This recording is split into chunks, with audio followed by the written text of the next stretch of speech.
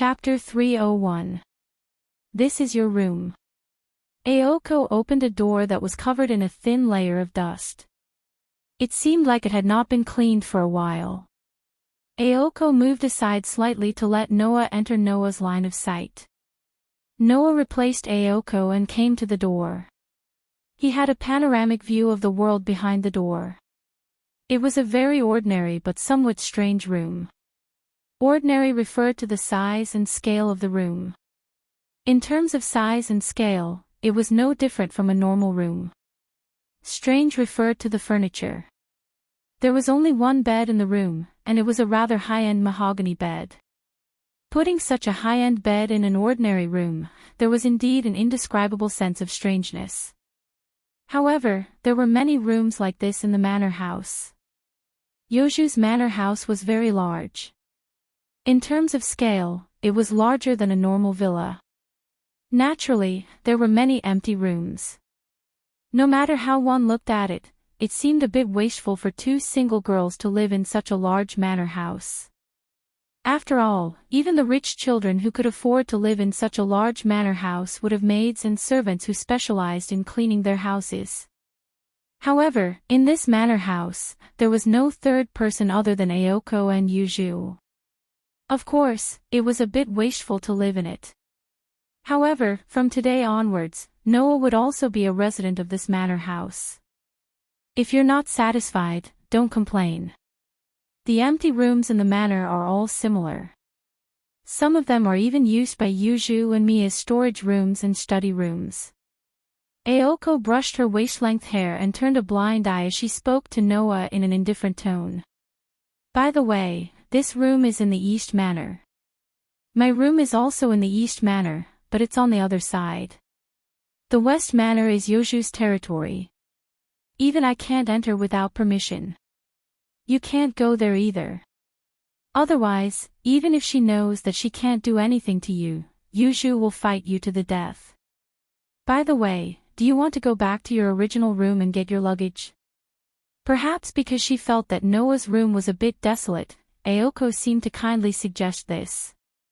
However, this suggestion only earned Noah's annoyance. There's no need for that. I've only been in Sanyi City for the past 2 to 3 days. The things that I originally had in my residence were all provided in my apartment. Is that so? Aoko asked doubtfully. Don't we need to bring clothes and daily necessities?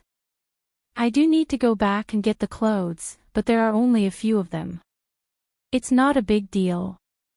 Noah walked into the room and sat on the bed. Feeling the softness of the high-end bed, he nodded with satisfaction. As for the daily necessities, I'll buy new ones tomorrow. Well, it's up to you. Aoko answered casually. But don't buy anything that you can't fit in your room. Otherwise, Yuju will definitely explode. So many restrictions. Are you looking for a cohabitant or a prisoner? Noah raised his head, his eyes full of hostility. Since you're so displeased with me, why do you want me to stay here? You're going all out and going all out. Do you think we want to? It's just that this is the best plan for now. Aoko's voice sounded a little helpless. Moreover, Yuju didn't agree to let you stay here. Even if you have to compromise, she must be very unhappy now. Maybe she's hiding somewhere and preparing to attack you. Attack me? Noah was a little stunned. Don't be fooled by Yuju. She's actually very childish. Not only does she get angry easily, but she's also easily controlled by personal feelings. Aoko glanced at Noah. I've agreed to let you stay here because it's necessary. It's not that easy to get Yuju's approval.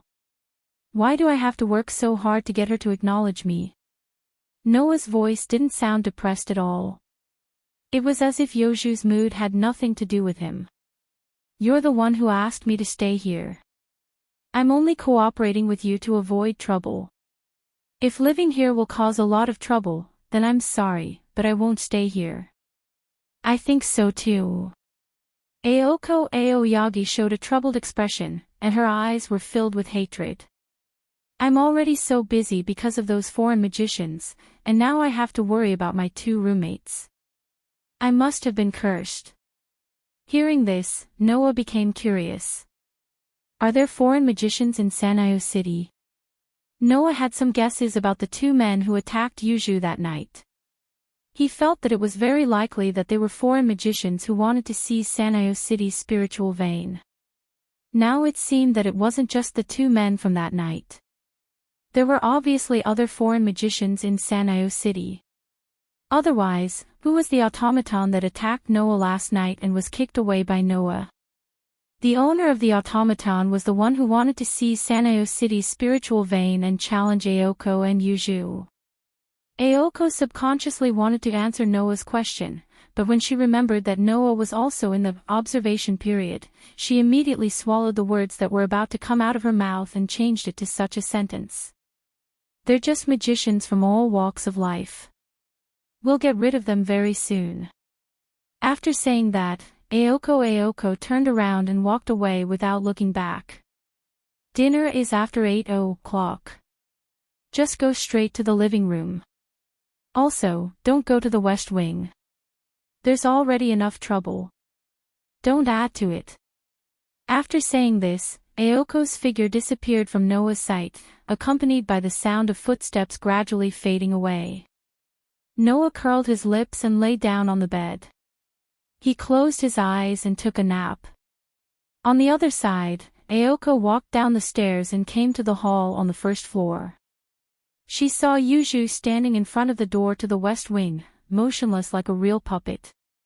Perhaps she was in a daze. The hall on the first floor was through the front entrance of the mansion. In the hall on the first floor of the mansion, there were roughly 4 doors and a staircase. The door on the east side led to the living room. The door on the west side led to the West Wing where Yuju was. The door on the south side was the front entrance. There was a heater on the north side, and next to the heater was the stairs to the second floor. The last door was behind the stairs, which was the door to the bathroom. At this time, Yuju was standing in front of the door to the West Wing. Aoko looked at Yuju, who was standing there motionlessly. Aoko walked down the stairs with powerful steps and spoke unintentionally. His room has been arranged. It's at the end of the corridor on the second floor. As if she didn't hear Aoko's words, Yuju still didn't move at all. She looked straight ahead as if she didn't want to know about Noah at all.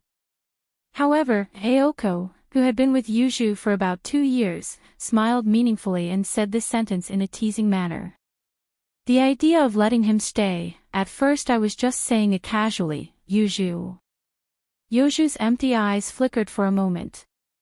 Although keeping him right under our noses can prevent him from doing anything that we can't see, it's still very risky. After all, we're basically burying a bomb that could explode at any time right next to us, Aoko Aozaki said. Plus, this manor house has a special meaning to you, Yuju. Originally, I thought this proposal would be rejected, but I didn't expect you to suddenly agree after protesting for a while. Can you tell me why? Yes. I agree. In fact, Yuju had already agreed to let Noah live in this mansion. Although she wasn't completely dissatisfied, she wasn't forced to do so, as Aoko said. At least, from Aoko's point of view, with Yuju's dedication to this mansion, there was no way she would agree to let an outsider live here just because it was necessary. Therefore, how could Aoko not be curious about Yuju's thoughts?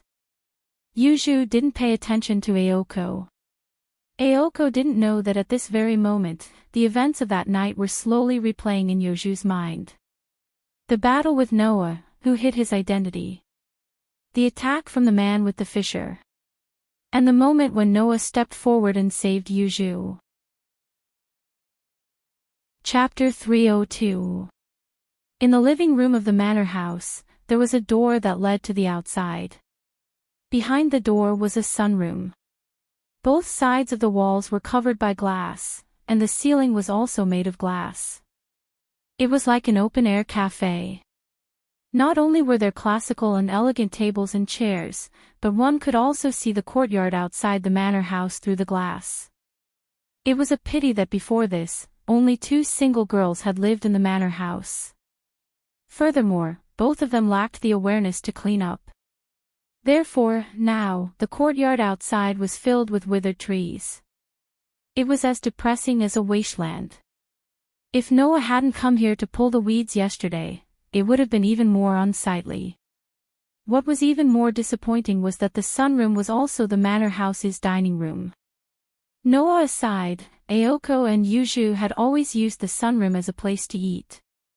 When Noah found out about this, he was quite speechless. I can't believe you can eat so happily while looking at that wasteland outside.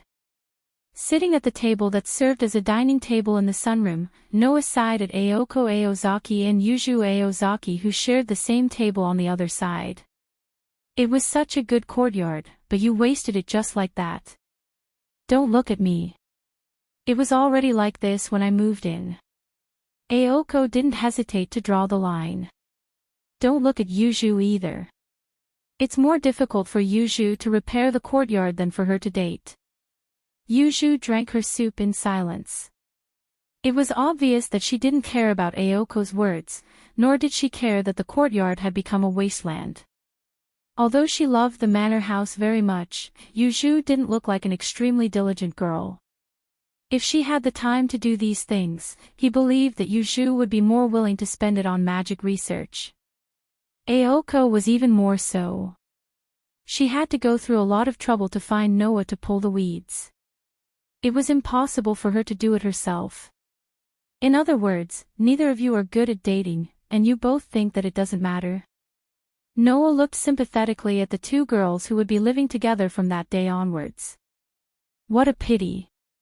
If it were any other girl who heard this, they would definitely fly into a rage. However, in the ears of Aoko and Yuju, it didn't even have the slightest bit of meaning. The 2 of them minded their own business and ate their own food, causing Noah to be snubbed. By the way, the dining rules in the mansion were different from those in other places. Under normal circumstances, they worked in shifts. However, if someone was in a bad mood or had something to do, they could choose not to work and let the other residents in the manor do their own things. It was that casual. It was the same this time. Yuju, who came to the living room first, cooked for herself. Aoko Aochi, who came later, cooked for herself. By the time Noah arrived, the 2 had already started eating. They mercilessly told Noah to cook for himself. At this time, Aoko suddenly said to Yuju, Yuju, let's continue with yesterday's homework after dinner. Hearing this, Yuju finally reacted. She raised her head and nodded at Aochi Aoko. Her quiet voice resounded in the sunlight room. Yesterday, we were practicing the suggestion magic. According to the original plan, we were going to do another topic today. However, Aoko, you are even more clueless than I thought when it comes to non-destructive magic. What can I do? Aoko said resentfully. Who told me to be an apprentice magician with less than 2 years of experience? I don't think it has anything to do with time, Yuju replied unhurriedly. After all, if it's a destructive magic, you can learn it very quickly. Aoko was at a loss for words. However, when Noah heard the conversation between Aoko and Yuju, he raised his head in surprise and looked at Aoko. You're just an apprentice magician. What? Aoko stared at Noah with a sinister expression. Are you making fun of me? But that's not right. Noah didn't pay attention to Aoko's angry expression as he spoke in surprise. I can feel that you are very special. There is a very powerful force hidden in your body. How can you be just an apprentice magician? Once those words were spoken, Aoko and Yuju's expressions tightened. They looked at each other, and the gazes they used to look at Noah became serious. Aoko, in particular, had a gloomy look on her face. The force you sensed, it can't be the magic in my body, right? Magic? Noah was slightly startled and immediately looked pensive. As mentioned before, Noah's crush in this world can't be called magic. It can only be called magic. Because, in this world, magic and magic are different mysteries. Both of them have the same source of power, but there is a fundamental difference. No matter how much time and technology is used, it can't be realized. That is magic. And no matter how inconceivable it is, as long as there is time and technology, anyone can realize the mysteries. That is magic. For example, humans can make fire. Therefore, magic with the property of fire can never be called magic. Therefore, in simple terms, if human science can achieve the same phenomenon, it is magic. If it can't be achieved, it is magic. The reason why Noah's crush can't be called magic in this world is because of this difference. However, magic is not necessarily better than magic. After all, magic only refers to those mysteries that can't be achieved by human hands. It doesn't necessarily have powerful strength. Some powerful magic is even more qualified to be called magic. Of course, Noah's crush is different from the magic and magic of this world. One of them is the power of the sorcerer's soul, while the other is the power of the root of all things. They can't be lumped together. And according to the memories he obtained from Gaia and Alea, Noah also knew the truth of this world's magic. It is a method that magicians create or obtain in order to reach the root. Magic is the ultimate method to reach the root. If magicians can reach the root, then they can obtain magic. Similarly, if a magician develops magic, then they can reach the root. In other words, magic was the method left behind by those who had successfully reached the origin to reach the origin. You have magic. A thought arose in Noah's mind. He was startled and hurriedly asked Aoko about it. In other words, you have successfully reached the root. Unfortunately, as I said, I'm just an apprentice magician. Aoko said in a depressed tone. My magic is passed down from the Aozaki family. I have only inherited it. Moreover, I can't use it right now. Don't tell me you don't know about the magic of the Aozaki family. Yuju looked deeply at Noah. It is impossible for a magician to not know about the magic of the Aozaki family, right? Noah didn't answer Yuju's question. This was because Noah had a thought in his mind. If the feeling that Noah felt from Aoko's body was the same as that of Gaia and Alea's Snow White world was magic, then wouldn't that Snow White world be the location of the root? After all, magic is a mystery that directly leads to the root, isn't it? If that was the case, it would explain why Noah felt like a Snow White world from Aoko. But this doesn't make sense. If that Snow White world is the location of the root, then Noah can be considered to have successfully reached the root. If that's the case, then why didn't Noah obtain the magic of this world? With all these questions, Noah couldn't help but feel vexed.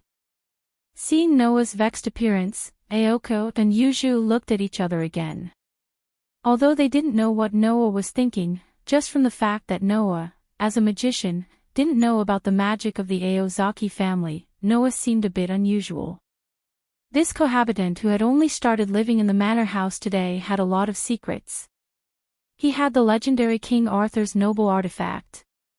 He was able to perfectly hide his magic. In addition, he had an abnormal reaction to magic. Who would think that Noah was ordinary? Of course, Aoko and Yuju didn't think that Noah wasn't a magician of this world. The cohabitation between the magician, and magician still had to continue. Chapter 303. As a result, Noah, who had stayed up until midnight because of the magic, was unable to come up with any constructive conjectures. Now, Noah was basically certain that the strange feeling he felt from Aozaki Aoko's body was the magic of the Aozaki family. However, Noah was still unsure as to why the magic was able to give him the same feeling as when he was in the Snow White world.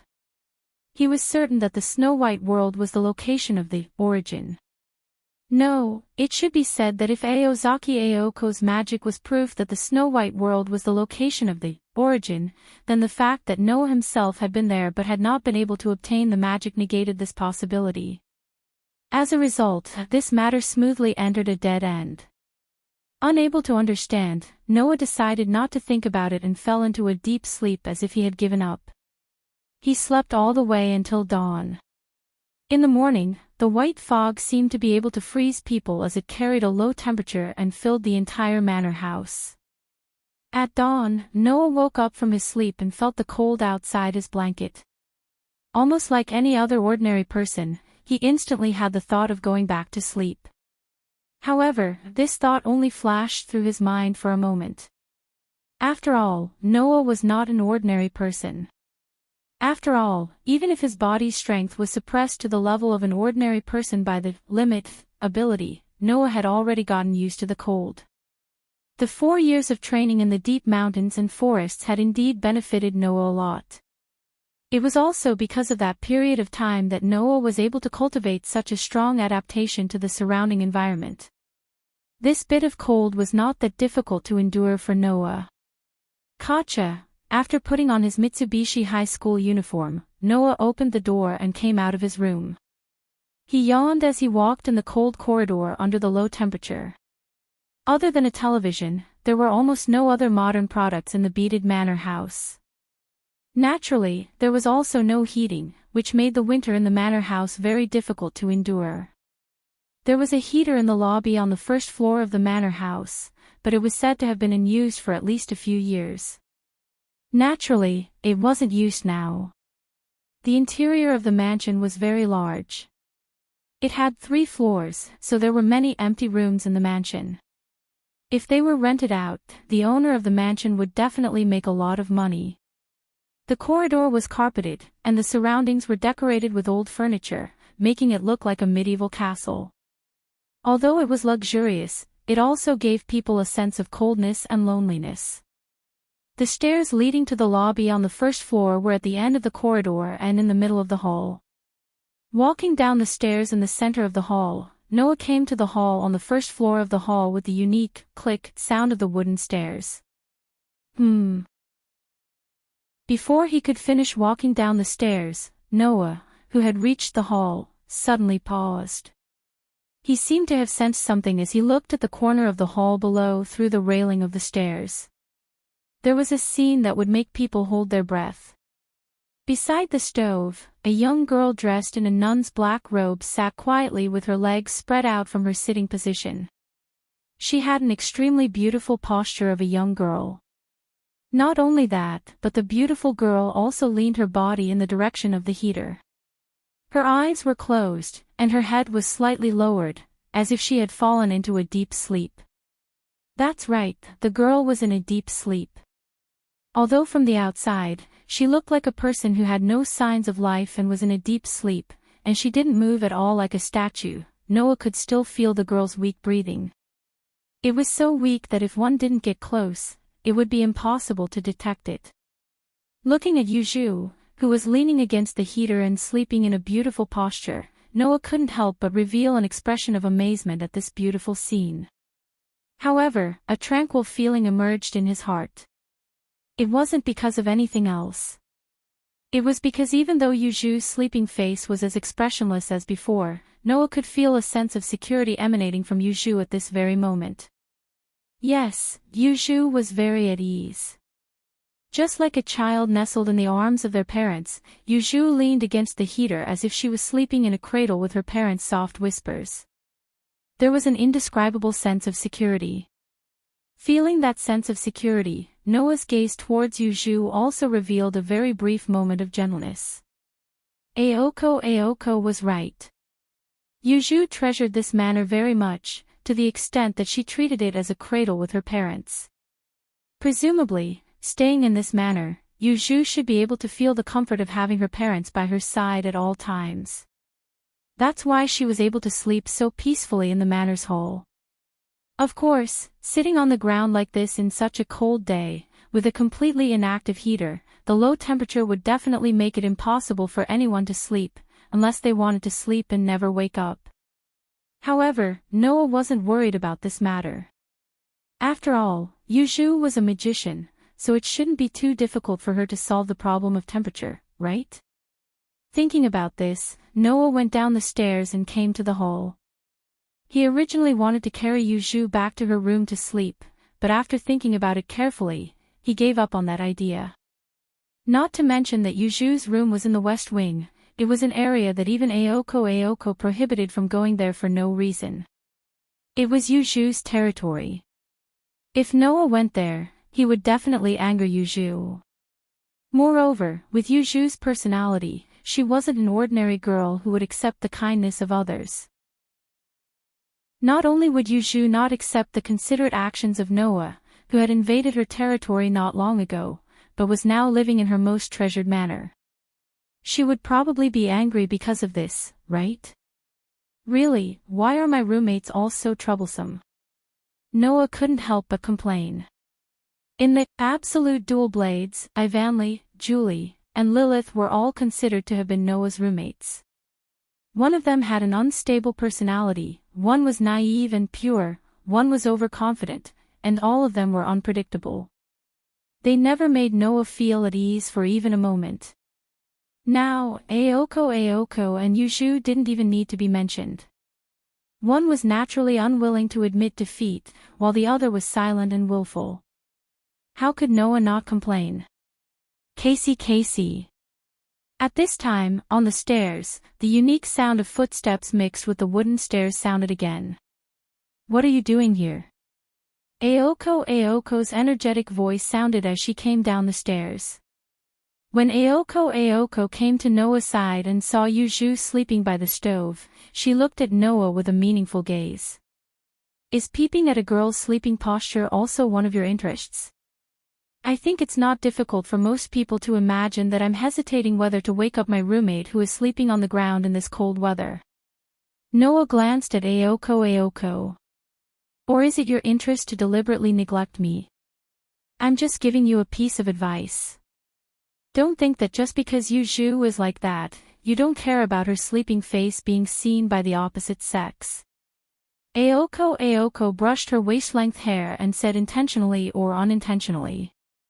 I can guarantee that if Yuzhu knew that you saw her sleeping face, she would be furious. Is that so? Noah said angrily.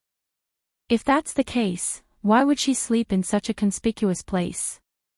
This is Yuzhu's mansion. She has the right to sleep wherever she wants. Aoko said disapprovingly. Besides, because of the foreign magician, Yuzhu was busy until very late yesterday. It's not strange that she was so tired that she fell asleep, right? What? Noah asked suspiciously. The foreign magician's matter hasn't been solved yet. Aoko frowned slightly and her eyes began to turn cold. That has nothing to do with you. It's the responsibility of a manager. From Aoko's expression, Noah could clearly feel her hostility. Obviously, Aoko didn't let down her guard against him. After all, on the surface, Noah was also a foreign magician. I really don't understand your thoughts. Noah sighed. You're so obviously hostile to me, and you're like a good person who reminds me that I didn't offend Yuzhu. Since you treat me as an enemy, why don't you hate me? As soon as this sentence came out, Aoko's eyes widened in an instant. Then, her eyes turned sharp. A faint blue light that represented magic bloomed from Aoko's body. Chapter 304. Wang. The magic seal on Aoko's arm emitted a sound that sounded like an engine, accompanied by a phosphorescent glow. Her magic power burned in the air like blue flames. Noah didn't expect Aoko's reaction to be so intense. His body tensed up as he gazed at Aoko, whose head was lowered and whose body was burning with magical power. At this time, Aoko slowly raised her head. Her expression was as cold as a machine, and her eyes were as sharp as knives, piercing straight into Noah's body. You said I have obvious hostility toward you. That I don't hate you. Aoko Aoyagi's voice carried a hint of regret as she said this. It was as if she was blaming herself for not noticing this before. Noah didn't understand why Aoko's reaction was so intense, but that didn't mean he would obediently endure her capriciousness. President Aoko, what do you mean? Unlike Aoko, Noah didn't mobilize his magical power. He stared straight at Aoko, releasing a powerful pressure from his body. Can I take your actions as meaning you want to start a war with me? Aoko clicked her tongue, but she did not retract her magic power. Instead, she stared at Noah, her pale eyes filled with an intense emotion that she had never felt before. Just as the tense atmosphere was about to explode, a cold and indifferent voice slowly reverberated. What are you doing? Following this sentence, Yuju slowly walked out from the shadows of the hall with a thick book in her hand. Although her words were directed at Noah and Aoko, Yuju's eyes were only on Aoko. It's not like you to get angry for no reason, Aoko. Aoko fell silent. After a while, the engine-like sound and the blue phosphorescent light disappeared from Aoko's body. Aoko didn't even look at Noah and Yuju. With a somewhat ugly expression, she walked directly to the entrance, opened the door, and walked out. Watching Aoko's back disappear from the entrance, Noah frowned. What's wrong with that guy? Yuju also stared at the direction where Aoko disappeared, and after a while, she softly said. What did you say to Aoko? Noah pondered for a moment, and then revealed his conversation with Aoko to Yuju. After listening to Noah's recount, Yuju's empty eyes showed a touch of surprise. She thoughtfully touched her chin with her pale slender finger, and asked hesitantly. Do you really think Aoko doesn't hate you? To be honest, there should be a lot of things about me that can cause that guy to hate me. I also think that guy should hate me. Noah was still frowning, puzzled after thinking about it for a long time. Or could it be that Miss President is like a good person who cares about that guy no matter how hateful he is? Then I can't guarantee that she won't hate me. Hearing Noah's words, Yuju slightly nodded, as if she understood something. After seeing Yuju's reaction, Noah asked. Did I say something wrong that caused her reaction to be so intense? No. Yuju expressionlessly replied. It should be said that your statement was too accurate, so accurate that even Qingzi himself didn't realize it. That was why Qingzi's reaction became like that. After saying that, Yuju didn't seem to want to talk about this matter anymore. Her black hole-like eyes shifted to Noah, and there was a clear displeasure in her eyes that anyone could see. Why didn't you wake me up? The sudden question made Noah blink his eyes. Then, he understood that Yuju was referring to seeing him sleeping. Just as Aozaki Aoko said, Yuju was also concerned about whether her sleeping posture would be seen by the opposite sex. Undoubtedly, she had never thought about love, yet she was obsessed with such strange things. Were all the people living in this mansion weird? Noah sighed in his heart, and said without hesitation. If I woke you up, wouldn't you be angry? Yuju was stunned, and then the displeasure in her eyes became even more intense. Just as Noah said, if Noah woke Yuju up directly, she would still be angry when she found out that her sleeping posture had been seen. Since you'll be angry if I wake you up, if I don't wake you up, you might not know that I've seen your sleeping face and won't throw a tantrum. In that case, to avoid trouble, it's better to turn a blind eye. Noah waved his hand and walked towards the entrance. After all, we're living together, so this kind of situation is inevitable. If you care, remember to sleep in your room next time. Just don't catch a cold. With that, Noah pushed open the door to the entrance, walked out, and disappeared from the mansion. The mansion returned to silence once again. The displeasure in Yuju's eyes disappeared little by little. She stood there like a statue, motionless. Chirp, chirp, chirp. At the same time, a little blue bird flew out of nowhere and landed on the railing of the stairs. It jumped up and down while letting out a pleasant chirp. That appearance actually gave people the feeling that it was clamoring for something. It was a blue robin. Yuju didn't seem surprised by this scene. She closed her eyes. What Yuju didn't tell Noah was that Aozaki Aoko was actually a little insensitive, or rather, she would sometimes go off the rails. Aozaki Aoko had a very strange view of people's likes and dislikes. No matter who she disliked or hated, as long as it wasn't necessary, Aozaki Aoko would forget all about them. She could even chat and drink tea with them the next day. On the other hand, people that Aozaki Aoko didn't dislike, including family members, friends, and even lovers, might cause Aozaki Aoko to alienate them for no reason. This was because Aozaki Aoko couldn't stand the existence of someone who could disturb her emotions. Therefore, Aozaki Aoko would treat such people as a special existence. They were enemies. Chirp, chirp, chirp.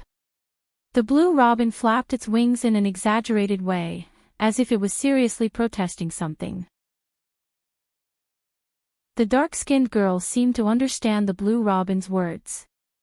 Her cold and emotionless voice slowly echoed in the manor house. Indeed, maybe it was a wrong decision to let him live here. With that, Yuju turned around. But it's still within the acceptable range. Ignoring the messenger bird's dissatisfaction, Yuju walked towards her room with quiet steps. Sigh. On the way to school, Noah sighed as if he was tired. What's going on? To be honest, Noah didn't dislike Aozaki Aoko and Yuju. From the memories he obtained from Gaia and Alea, Noah knew how crazy the magicians in this world were. He also knew that most of them could be described with one word, insane. However, Noah didn't find anything he hated about Aozaki Aoko and Yuju.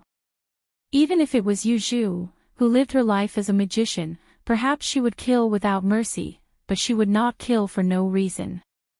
Therefore, Noah didn't think that Aozaki Aoko and Yuju were difficult to get along with. At most, he had a headache because of their lifestyle and troublesome personalities. Otherwise, even if he was called an evil guest who occupied other people's territory, Noah wouldn't agree to live under the same roof as Aozaki Aoko and Yuju. But now, Noah realized how naive his thoughts were. Aozaki Aoko and Yuju, these two girls' personalities weren't troublesome, but extremely troublesome. Noah felt that his decision to live in the manor house was too hasty. Woof woof woof woof. Just as Noah's thoughts were running wild, suddenly, a burst of chaotic barking sounded without any warning, attracting Noah's attention. Woof woof woof woof. The chaotic barking of the dogs became clearer and clearer, accompanied by a series of even more chaotic footsteps. The footsteps approached Noah from afar. Noah narrowed his eyes and instantly activated his sensory ability. The magic sealed by the limit ability began to be released little by little, allowing abundant magic to flow through his body. Chapter 305. Woof. Woof. Woof. Woof. Woof. Woof.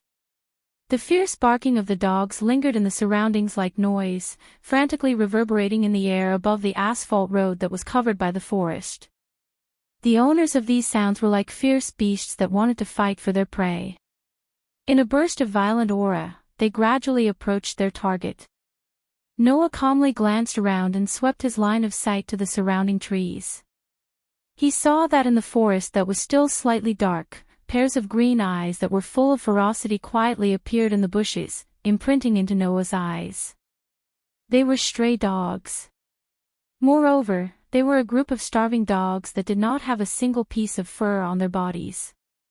They were shivering in the cold wind, but their mouths were open and dripping with saliva as they unswervingly surrounded Noah's position. The flashing green eyes did not look like they were looking at living creatures at all, but more like they were looking at food. Just like that, the pack of wild dogs gradually approached Noah with a sense of eagerness to launch an attack. They surrounded Noah, who was standing on the asphalt road of the ramp. Seeing this group of wild dogs, Noah was a little surprised, but also a little enlightened. There were indeed a lot of wild dogs in Sanyo City. Because they had nowhere to go, these wild dogs would generally gather in the wild or the forest, and even directly breed there. If it were not for the lack of food and the environment, which caused some wild dogs to die not long after being born, the forest in Sanyo City would have been filled with wild dogs long ago. In order to get food, these wild dogs would sometimes attack passers-by like wild beasts, and were in existence that the residents of Sanyo City hated. If Noah hadn't activated his sensing ability, he would have thought that these wild dogs were the survivors of the forest who were preparing to attack him. However, with his sensing ability fully activated, Noah could clearly feel that in the forest not far from the group of wild dogs, an extremely majestic aura was walking over here step by step. That aura more or less made Noah feel a trace of danger. Noah's eyes narrowed slightly. Ignoring the wild dogs that were gradually approaching, he looked forward with a burning gaze, closely staring in the direction of the aura that he had sensed. Not long after, a figure slowly appeared in the forest. Woo!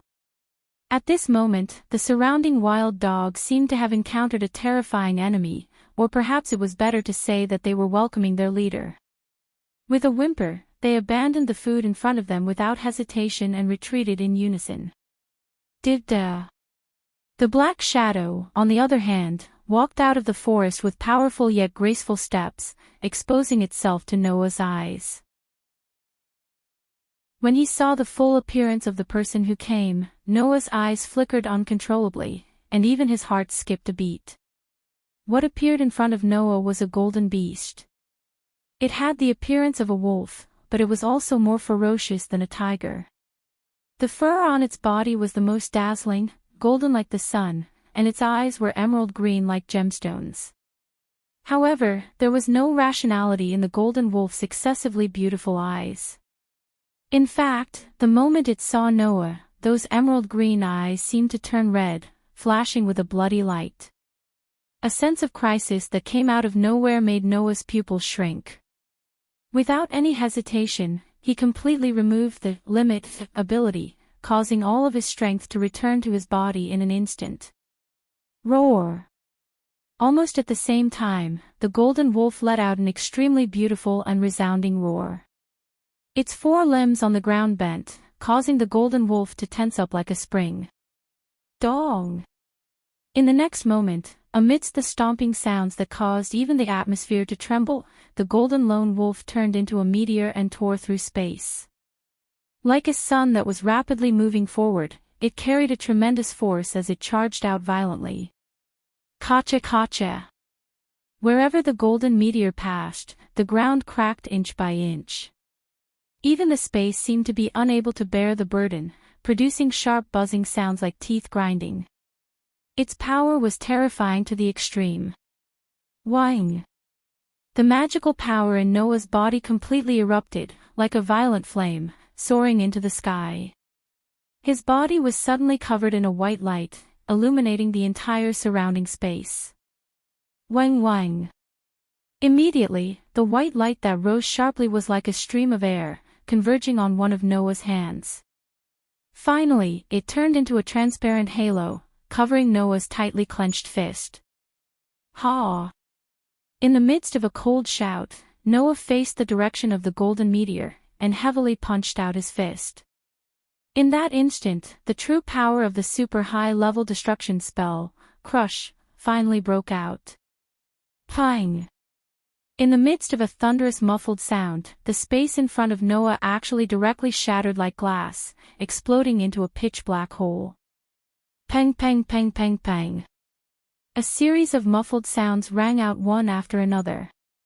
The space in front of Noah, as if it was cut open by a sword, was continuously shattered, outlining a pitch-black crack, spreading forward. In the blink of an eye, the pitch-black crack and the golden meteor suddenly collided together. Dong! In the midst of an earth-shattering sound, a circle of shock waves turned into a substantial halo, like the explosion of a star, suddenly spreading out. Paw! The ground formed by the asphalt road simply exploded, and without the slightest suspense, was razed to the ground. The surrounding trees were affected by the substantial halo of shock waves, as if they were directly annihilated, and one by one, they were smashed into wood dregs. Pang! In the midst of a muffled sound, the impact that turned into a halo ruthlessly hit Noah and the golden wolf, causing a hair-raising collision sound. Goo! Noah and the golden wolf let out a muffled groan at the same time, and their bodies were completely bounced out, like kites with a broken string. One slammed heavily on the ground, then turned over and stood up, while the other slammed into a tree, then slid down with all four limbs on the ground.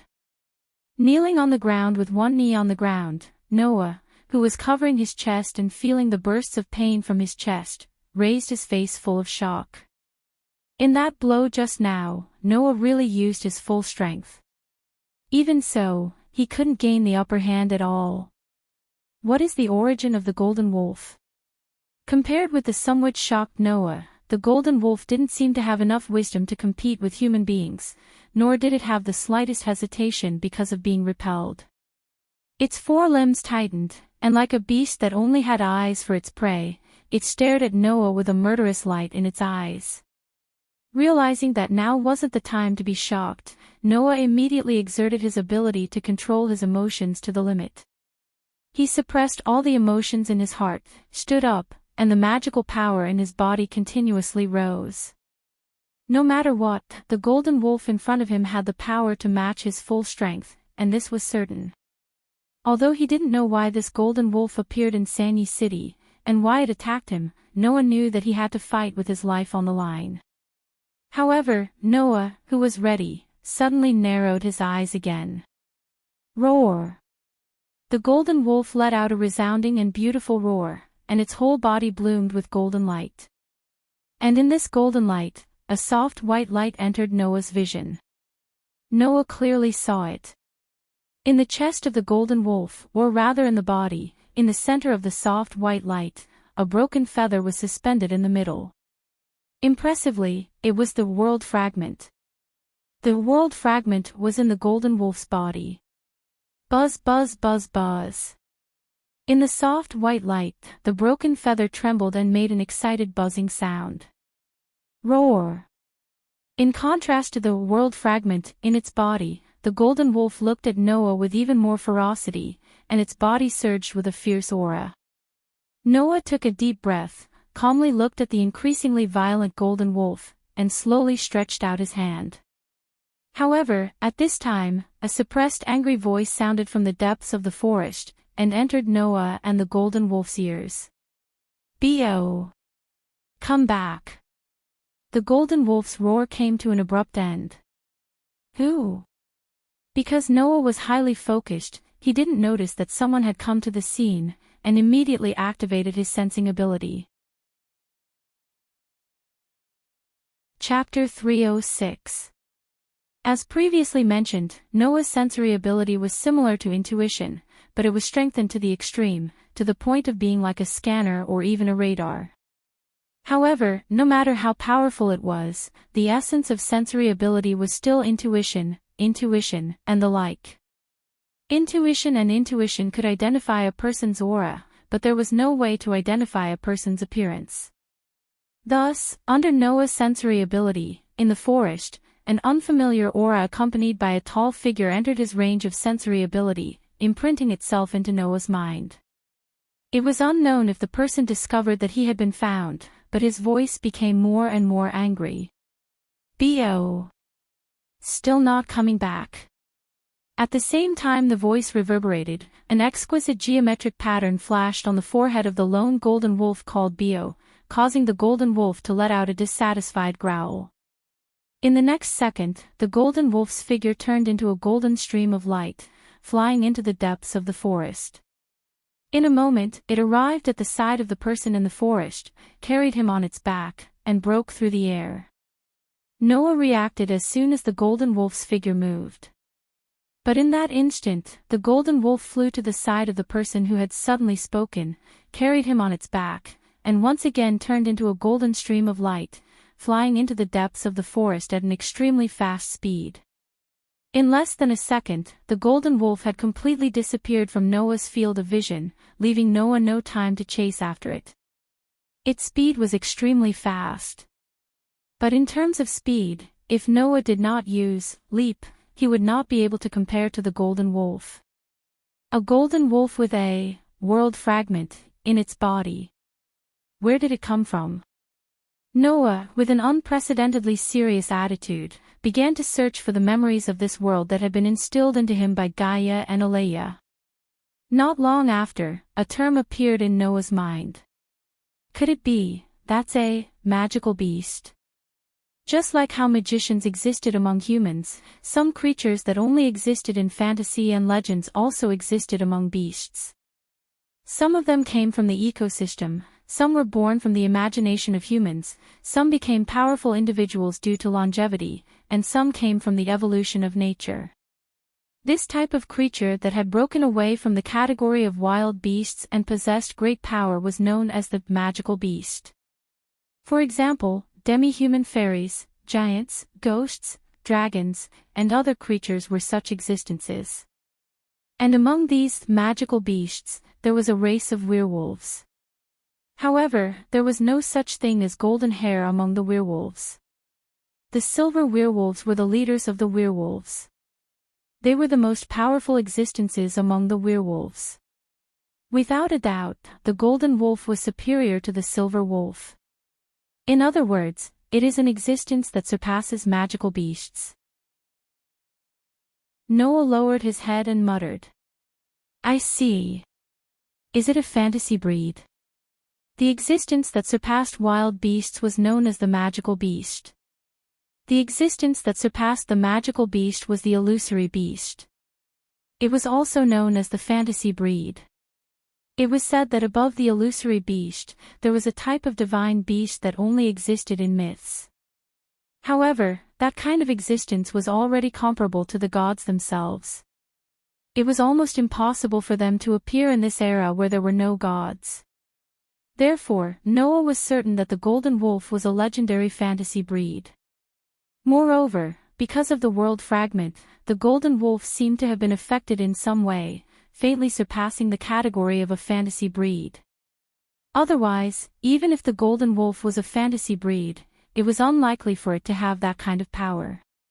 Even Noah could fight evenly with it at full strength. Noah did not think that an ordinary fantasy breed could achieve this kind of power. Raising his head and looking in the direction where the golden wolf disappeared, Noah could not help but laugh bitterly. Things seemed to have become a little troublesome. After saying that, Noah sorted out his emotions and turned around as if he had sensed something. He looked behind him. There, Yuzhu, who was dressed in black, was rushing over with somewhat hurried footsteps. When Yuzhu arrived at the scene in front of her made her black hole-like eyes reveal a shocked expression. The ramp that was originally paved with asphalt seemed to have been razed to the ground, exposing the charred earth. The surrounding forest seemed to have been bitten by something, and a large piece of it was missing on both sides. The guardrail of the asphalt road had long disappeared. The broken wood of the trees was scattered all over the ground. Some of the green leaves had turned yellow, and some had become charred, as if they had been burned overnight by a fire. It was especially miserable. What shocked Yuzhu the most was the magical aura that still filled the air. The magical aura that made one's heart palpitate like a volcano that had just erupted caused Yuzhu's heartbeat to involuntarily speed up. When she noticed that the exact same magical aura was surging on Noah's body, how could Yuzhu not understand who had caused all of this? Fortunately, Yuzhu had arrived late and was not able to see the space that had been directly broken by Noah's full-strength crush. Otherwise, it was easy to imagine how shocked Yuzhu would be. Looking at Noah standing in the middle of the charred earth ramp, Yuzhu slightly clenched her small fists and walked step by step to Noah's side. Her voice was extremely grave. What exactly happened? From Yuzhu's tone, Noah could tell that she attached great importance to this matter. Therefore, Noah did not need to ask. He could even guess that if he hid this matter, Yuzhu would definitely not trust him again. Of course, Noah did not intend to hide it. There was nothing to hide about this matter. As you can see, I was attacked. Noah sighed. Moreover, it was not an ordinary attack. Yuzhu did not speak. She just looked at Noah and quietly waited for Noah's explanation. Noah turned around and faced Yuzhu. Fantasy breed. If I'm not wrong, this is the attacker. Moreover, behind this fantasy breed, there seems to be a magician controlling it. What did you say? Yuzhu's pretty face finally changed uncontrollably. Fantasy breed. This term might be just a simple taboo to a layman. But to a magician like Yuzhu, it was a miracle that absolutely could not be ignored. Yes. A miracle. Fantasy breed itself was an existence that could be directly linked to the terms mysterious and miraculous. For a fantasy breed whose existence itself was mysterious, its existence alone was above magic. In this world, the mysterious would be defeated by an even more powerful mystery. Compared to a fantasy breed, the mystery of magic seemed weak. That level of mystery was nothing to a fantasy breed that existed in fantasy and legends. Therefore, magic could not be compared to a fantasy breed. No matter how strong the magic was, there was no way to leave any damage on a fantasy breed. For a magician, a fantasy breed was a natural enemy. There are fantasy breeds in Sanyi City. And there are magicians who can control fantasy breeds. Yuzhu seemed to want to deny this, but in the end, she chose to remain silent. Noah knew that Yuzhu was starting to find it difficult to back down. As the manager of Sanyi City's spirit vein, how could Yuzhu ignore the appearance of a fantasy breed and a magician who could control fantasy breeds in her territory? After all, fantasy breeds were the natural enemies of magicians. As long as it was a magician, it was absolutely impossible to defeat a fantasy breed. It was not that she looked down on magicians, but it was just like a cat eating a mouse. Fantasy breeds were the bane of magicians, and there was no other way. If Noah, who had Avalon, made Yuzhu helpless, then a magician with a fantasy breed was a real threat. Poor Yuzhu. She had just solved Noah's problem, but now she had to worry about a fantasy breed and a magician who could control fantasy breeds. Let's leave this place first. Noah interrupted Yuzhu's silence. The commotion just now was too big. The residents of Hakwanushi and even Sanyi City must have noticed it. It will be troublesome if someone comes up later. Yuzhu immediately looked around. After hesitating for a moment, she walked forward. Why don't you come with me? Go. Noah was stunned. Go where? Yuzhu did not turn around and directly threw out two words. The church. Chapter 307. In Mayo City, there was a church. The residents of Mayo City usually referred to it as the church. Hetian Church. This was the full name of the church. It was located next to the No. 1 General Hospital in Sanyi City. It was as if it was on purpose to attract the attention of passers-by, and they couldn't help but take a look at it. For Mayo City, which had only been a small city for 10 years, the existence of a church was a bit extravagant. This was because there were no foreigners here, nor were there any devout believers. Only the residents of Sanyi City, which was not far from the church, would come here to pray on Sunday. Compared to the size of the church, it was more or less a waste. However, this church had an extraordinary significance to the people in charge of Mayo City. This was because it was the branch of the Magic Association, in Sani City. It was also the branch of the Holy Church that viewed magicians as heretics and was the archenemy of the Magic Association. However, they were currently in a state of truce. Although Aoko and Yuju were both magicians, they did not join the Magic Association, nor did they join the Holy Church. They only managed Mayo City's spiritual vein as freelance magicians. As the family that managed Mayo City's spiritual vein, although they were freelance magicians, they had a cooperative relationship with the Magic Association and the Holy Church. Therefore, as long as Aoko and Yuju were still the managers of Mayo City's spiritual vein, as long as they did not offend the Magic Association and the Holy Church, the Magic Association and Holy Church branches in Mayo City had the obligation to help them.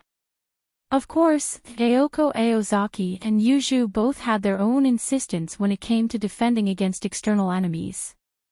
They wouldn't allow the church, which was neither friend nor foe, to interfere, nor would they take the initiative to ask for help.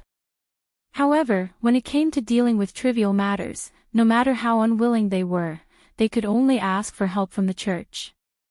Therefore, under the guidance of Yuju, Noah arrived at the location of the Hatian church. Creak. As if expecting a visit, the iron door of the church was pushed open, and a very tall mature woman dressed in a nun's uniform walked out of the church. Under the gaze of Noah and Yuju, the tall nun walked to the entrance of the church in a dignified manner. For some unknown reason, her eyes were tightly shut, but she accurately turned her face towards Yuju and met her gaze. "Hello, Miss Juyuanji, I haven't seen you for a while, right?" Joyuan Temple. That was Yuju's surname. Although it was a bit unimportant, Noah only knew Yuju's surname by chance. It was said that the surname Joyuan Temple had a great background. It seemed to be a famous plutocrat in Sani City. However, Yuju's relationship with the Joyuan Temple group wasn't good. It could even be said to be bad. As for the reason, it was probably because the Juyuanji group was not a magic family, but an ordinary chaebol. Yuju's father was an ordinary person. Yuju's mother was a pure-blooded witch. Therefore, Yuju was born with an excellent magician bloodline. This was Juyuanji Yuju. "It has indeed been a while, Sister Zhou Sei Weijia," Yuju said to Sister Weijia Zhou with an emotionless tone. Moreover, she didn't beat around the bush at all as she spoke of her intentions. "I have something to ask Father Yongli. Father Yongli is in the church." Zhou Sei Weijia's voice sounded a bit cold. Her eyes were still closed, but she turned her head and faced Noah. "However, Miss Joyuan Temple, do you want to bring this person in as well?" From Zhou Sei Weijia's voice, Noah could hear a sense of coldness that kept people 1,000 miles away. And this coldness became a lot stronger after Yuju revealed Noah's identity. "Don't worry, he is related. It's just that the technique of hiding his magical power is beyond our imagination. Qing Zi and I didn't discover the magical power in his body with the help of the barrier," Yuju said. "However, Sister Weijia should be able to sense it, right?" This sentence made Noah pause, and at the same time, it also made Zhou Sei Weijia frown and nod. Indeed, there is a feeling of power flowing through his body. After saying this, Zhou Sei Weijia stepped aside and walked away without looking back. She didn't even say goodbye. She was extremely cold. Yuju didn't seem to be surprised at all. She lifted her feet and walked into the church. Noah, who was following behind Yuju, curiously asked, "How could that sister feel the magical power in my body?" "My magic power is obviously hidden again, isn't it?" After the battle was over, Noah once again used his limit ability to seal all the power in his body. Therefore, logically speaking, other people shouldn't be able to sense the magical power in Noah's body. But Yuju's answer made Noah a bit surprised. "Sister Weijia has a congenital amblyopia and is now completely blind. But because of this, she has very powerful senses. If someone approaches her, she will definitely discover it. Yu Zhu replied. Even if you have concealed your magical power, as long as there is magical power flowing through your body, Sister Weijia will be able to sense it. In addition, Sister Weijia is a member of the Holy Church. She is very sensitive to the magical power of heretical magicians. You won't be able to hide it from her. Yu Zhu's words made Noah surprised. She has very powerful senses. She can even sense magical power flowing through someone's body. Isn't that very similar to Noah's perception ability? He didn't think that there would be a sister in the Holy Church who had a similar ability to Noah's perception ability. This really made Noah surprised. However, Noah also understood Zhou Se Weijia's coldness. No wonder her attitude was so bad. If Zhou Se Weijia was a member of the Holy Church, then it wouldn't be hard to explain. The church in the morning was especially desolate. Just like the mansion, the church didn't have a heater. The cold air filled the seemingly cold church, making people want to turn around and leave. And in this church, in front of the cross, a tall figure stood there. It was a man wearing a cloak-like coat. Wen Bingyongli, also a member of the Holy Church. But he is different from Sister Weijia. He is neutral. Normally, he represents the Holy Church to communicate with us. Yu Zhu said softly, but her gaze was very strict. His duty is to monitor us, but he also has the duty of assisting the manager of Sanyi City's spirit vein. Our target this time is him. After saying this, Yu Zhu seemed to have realized something and closed her mouth. This was because when Noah and Wen Bingyongli walked into the church, their gazes suddenly met without any warning. Moreover, one frowned, while the other opened his eyes wide in shock. Immediately after, his eyes flashed with sharpness for a moment before returning to normal. Then, the priest named Wen Bingyongli had a calm smile on his face as he walked towards the door step by step. Da-da-da-da. As Wen Bingyongli approached, a suffocating and unpleasant feeling suddenly appeared in the air. It was killing intent. True killing intent. Moreover, it was faintly discernible killing intent rising from the seemingly harmless priest. What did this mean? It meant that not only did Wen Bingyongli kill someone, but he also wanted to kill someone. And the target of Wen Bingyongli's killing intent was Noah. It was because he felt Wen Bingyongli's killing intent that Noah frowned.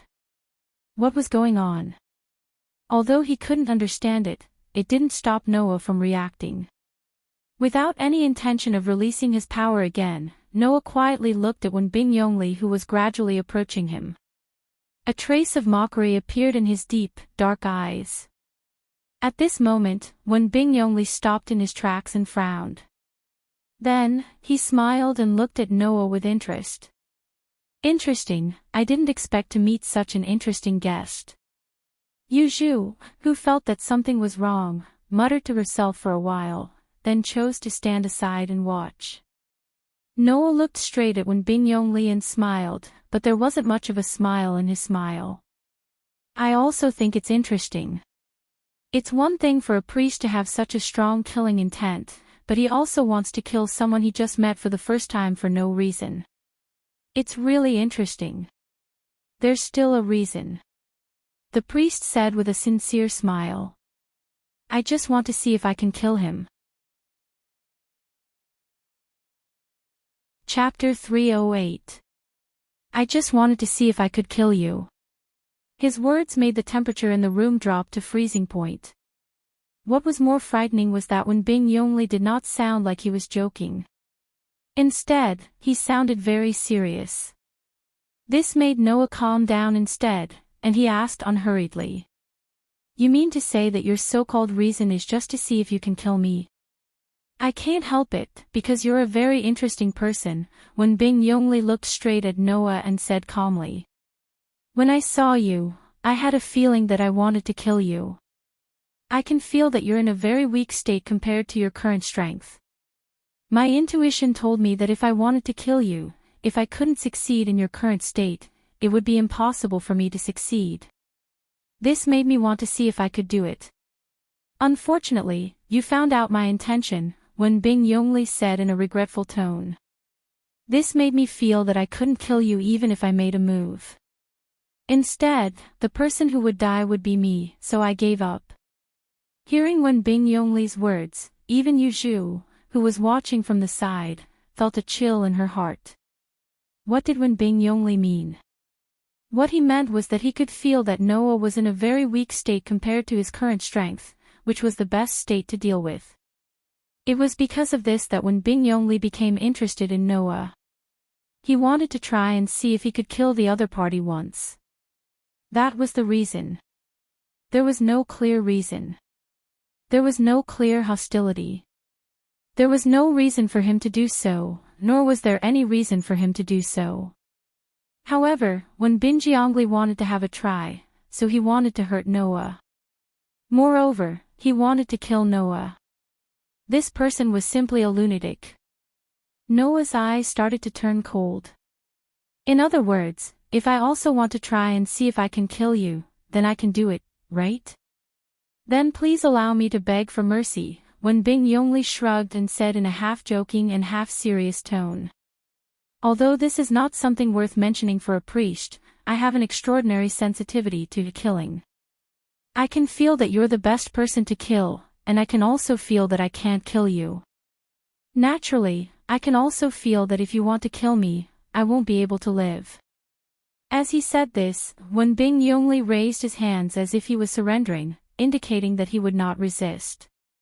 He sincerely wanted to beg for mercy so that Noah could not find an excuse to fight back. Then, Noah glanced at Wen Bingyongli. You're really not an ordinary kind of hateful guy. Really? Wen Bingyongli laughed bitterly.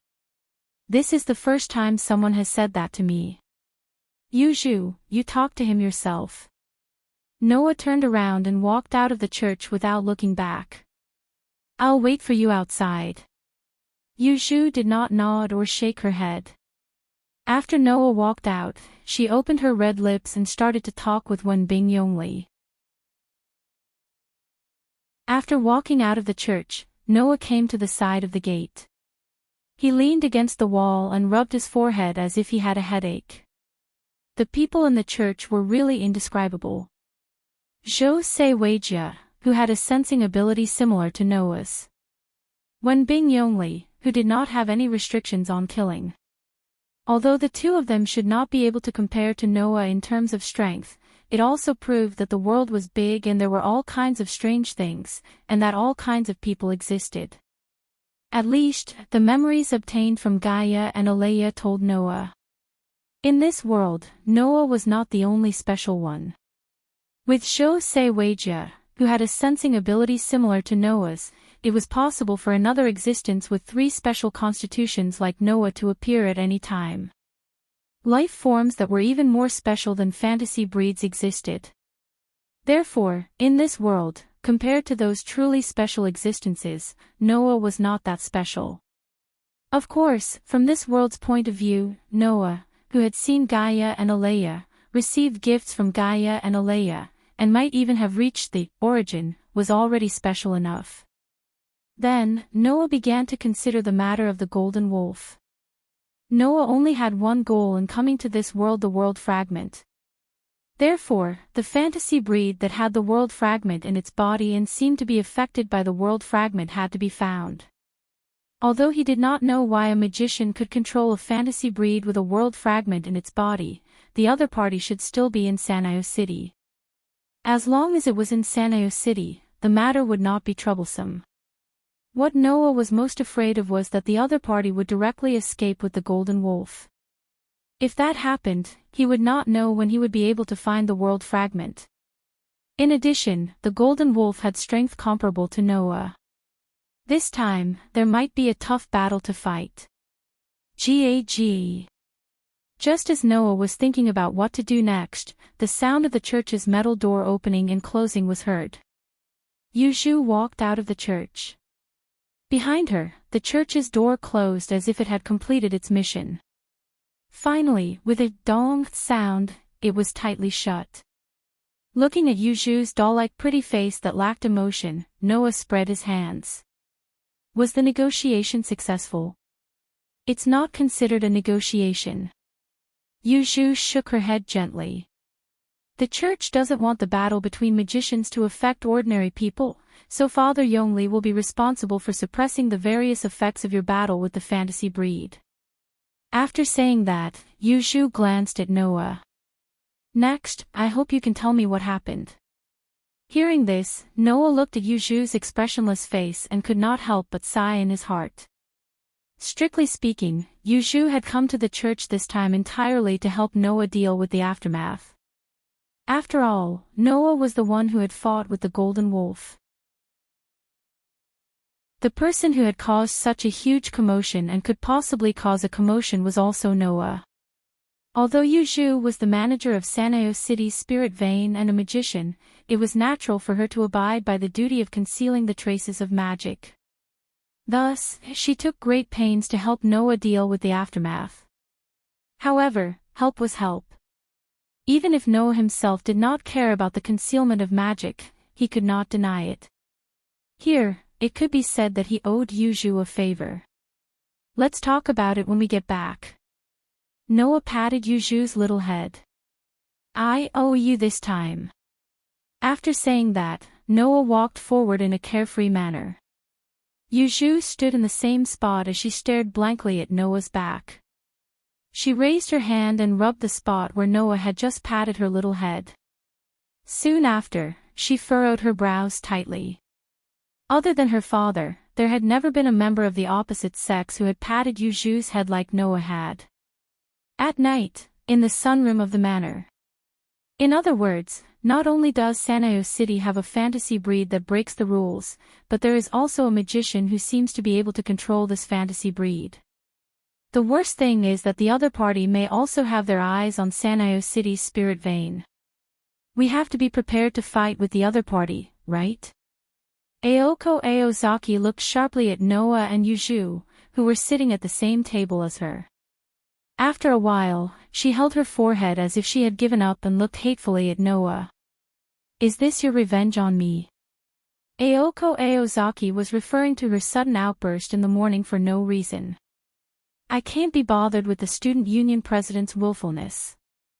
Also, don't make it sound like I deliberately provoked this kind of enemy.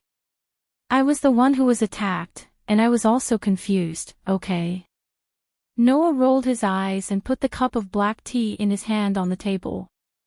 Although I'm still not sure if the magician who can control the fantasy breed has his eyes on Sanyo City's spirit vein, since the other party is a magician, Sanyo City's barrier must have detected the other party's existence.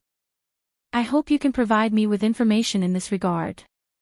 Provide you with information. Aoko Aozaki and Yuju froze at the same time. Don't be in a hurry to refuse. I know you are still wary of me, but I want to tell you that you are magicians, and fantasy breeds are the natural enemies of magicians. With your strength, you can't deal with a fantasy breed at all. Noah crossed his arms, and his voice echoed clearly. If you provide me with information, I will help you deal with that fantasy breed. Chapter 309. In the sunroom, Aoko Aozaki and Yuju stared at Noah in a daze, unable to react for a moment. This was because there were two key points in Noah's words. The first was that Noah had promised to deal with fantasy breeds. They were fantasy breeds, the ultimate mystery that only existed in fantasy and legends. Disregarding the magic principle of the mystery will be defeated by an even more powerful mystery, fantasy breeds were also extremely powerful existences. Otherwise, how could they only exist in fantasy and legends? At the very least, Aoko Aozaki and Yuju did not think that humans could deal with such monsters. Even if they were mages who could use magic to deal with them, they believed that there was a high chance that they would fail. Of course, Aoko Aozaki and Yuju did not know that the Golden Wolf's power had already surpassed that of ordinary fantasy breeds under the inexplicable influence of the world fragment. It might even exceed the category of fantasy breeds. Otherwise, they would be even more desperate. Aoko Aozaki and Yuju could not ignore the other key point in Noah's words. You're magicians. Aoko Aozaki raised her eyebrows. What do you mean? Are you saying that you're not a magician? Yuju also recalled the night when she first met Noah and fought with him. At that time, Noah also denied that he was a magician. Could it be that Noah is really not a magician? With this thought in mind, Yuju suddenly realized that apart from the magic power flowing in his body, Noah had not used magic even once. On the night of the attack by the man with the fissure, Noah had used a power that could shatter the other party's bones. However, Yuju could not be sure whether it was magic or not. As for why Noah had magic power in his body, that was even easier to explain. In this world, magicians were not the only ones who could create magic power. In fact, magic power was life force. As long as there was a way to convert it, then anyone could convert life force into magic power. It was just a matter of how much one could convert. Under such circumstances, Noah sighed. You guys really like to think that what you think is the truth. In the beginning, you took me as a foreign magician who wanted to seize the spirit vein in Sanyi City without permission. Now, you take me as a magician without permission. I have never once said that I am a magician. Are you really not a magician? Aoko couldn't help but ask. Then what are you? Noah shrugged his shoulders and did not answer the question. Instead, he turned to look at Yuju, who was staring at him, and asked in return. Yuju, did you see the scene where I fought with the golden wolf today? Yuju couldn't help but recall the scene where it was as if a volcano had erupted. She nodded. I only exchanged a single blow with that golden wolf, but it was a draw. This should be enough to prove that I have the ability to deal with it, Noah said calmly. In addition, I also have Avalon.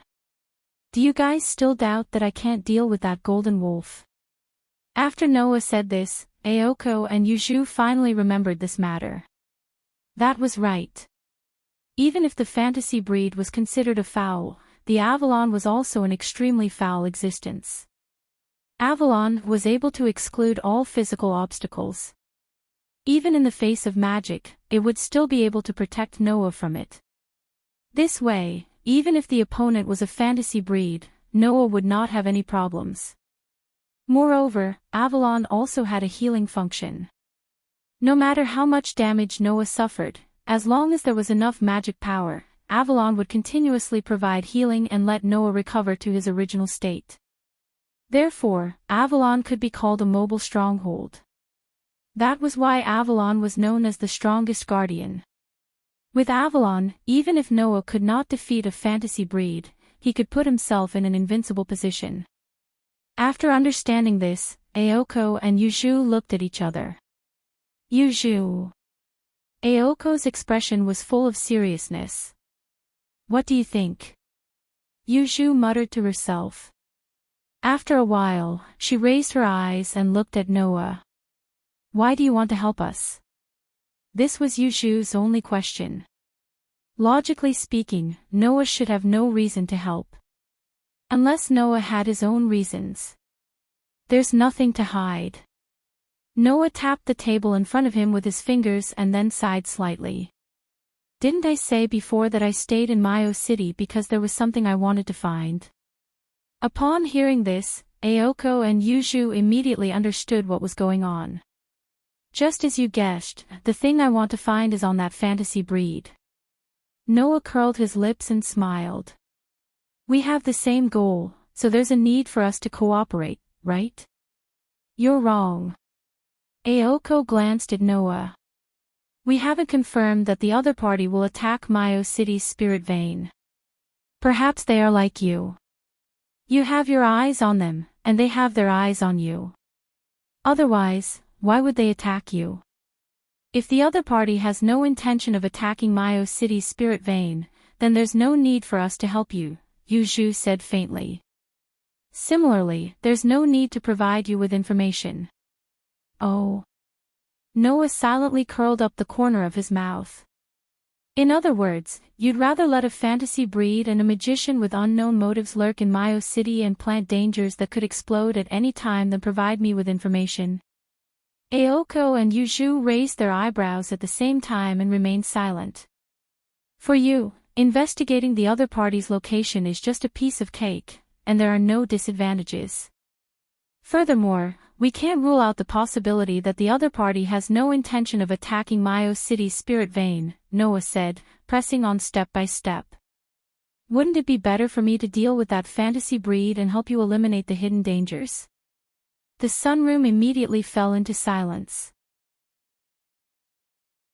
I understand, Aoko sighed slightly and said to Noah with a serious expression, we'll provide the other party's location. In exchange, if the magician behind the scenes really intends to attack Mayo City's spirit vein, you have to be responsible for dealing with that fantasy breed. No problem. Noah readily agreed. At the same time, Yuju extended her hand and extended a fair and slender finger. She gently tapped the table before her. Plop. Suddenly, the table in front of Noah, Aoko, and Yuju seemed to have assimilated into the surface of the water, and a circle of ripples appeared amidst the sound of water. A thick fog suddenly rose, and a mirror slowly emerged from the fog. On the mirror, the image of a city gradually appeared. That was Mayo City. Next, Yuju began to use Mayo City's barrier to conduct a comprehensive investigation of the entire city. The target of the investigation was naturally an individual with magic power. However, after half an hour of work, Aoko and Yuju were still unable to discover any signs of a foreign magician in Mayo City. After waiting quietly for about half an hour, Noah finally sighed softly.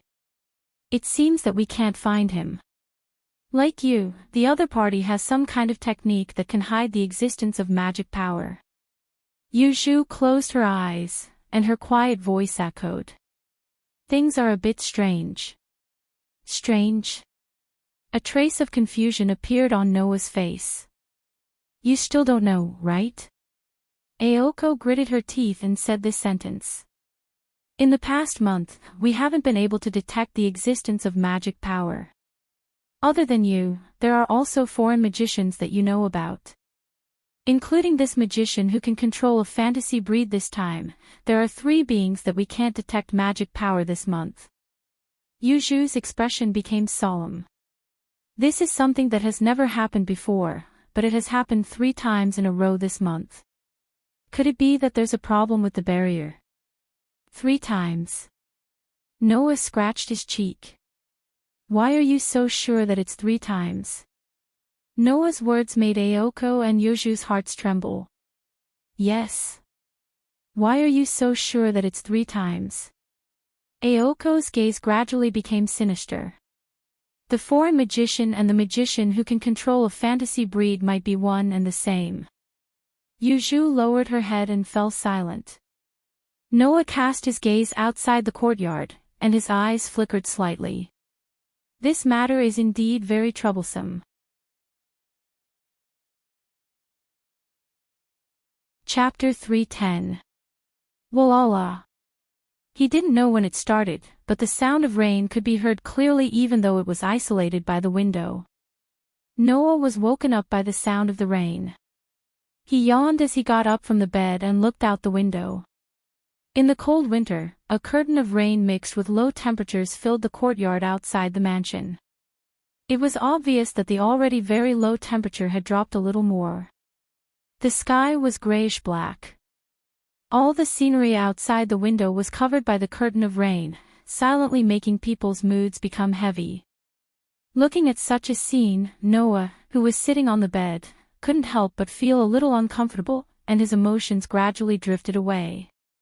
Ever since they came to the conclusion that the magician controlling the fantasy breed was likely to be the same person as the foreign magician, Aoko Aozaki and Yuju's lives became busy.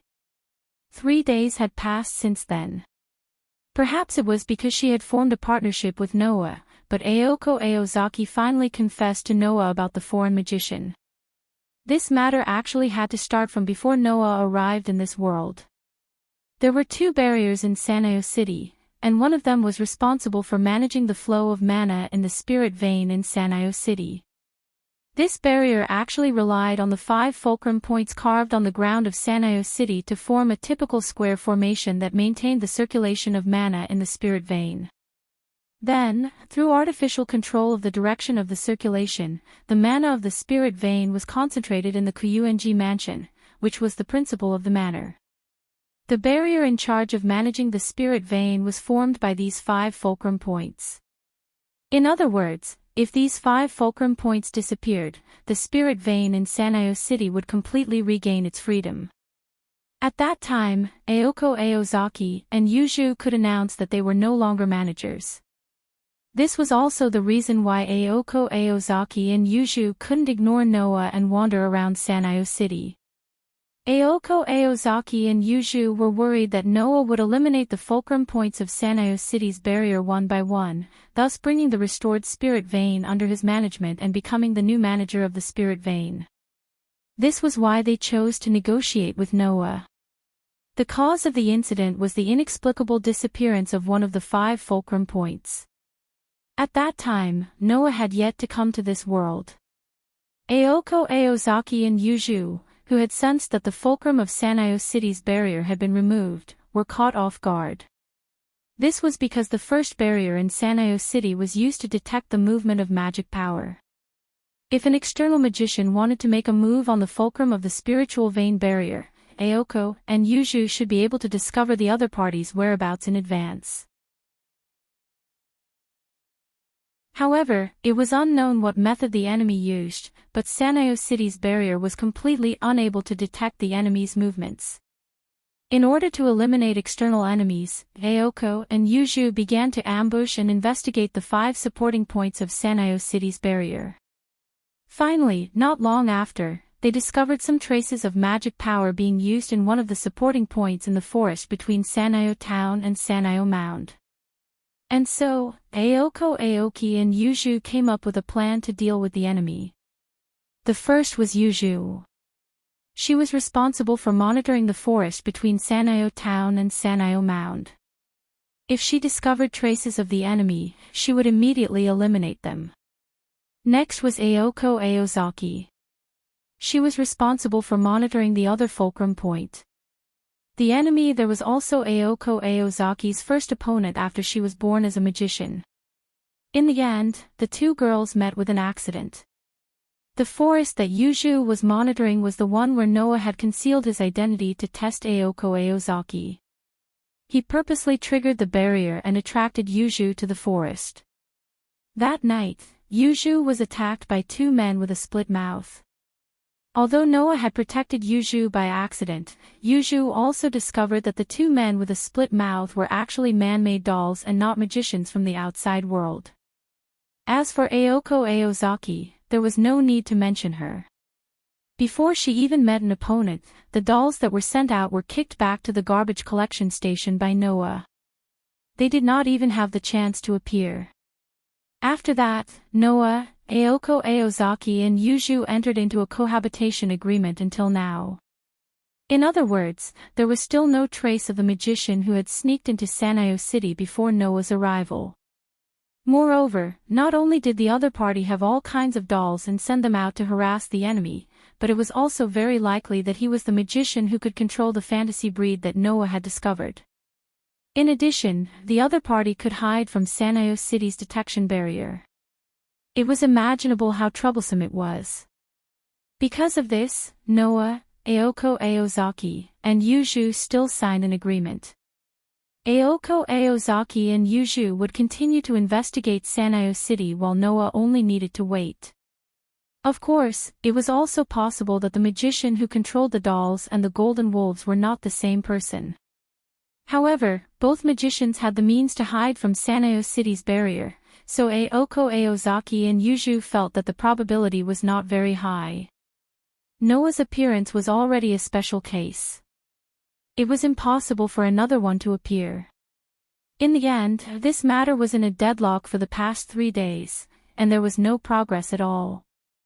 No matter what, the world fragment has to be found.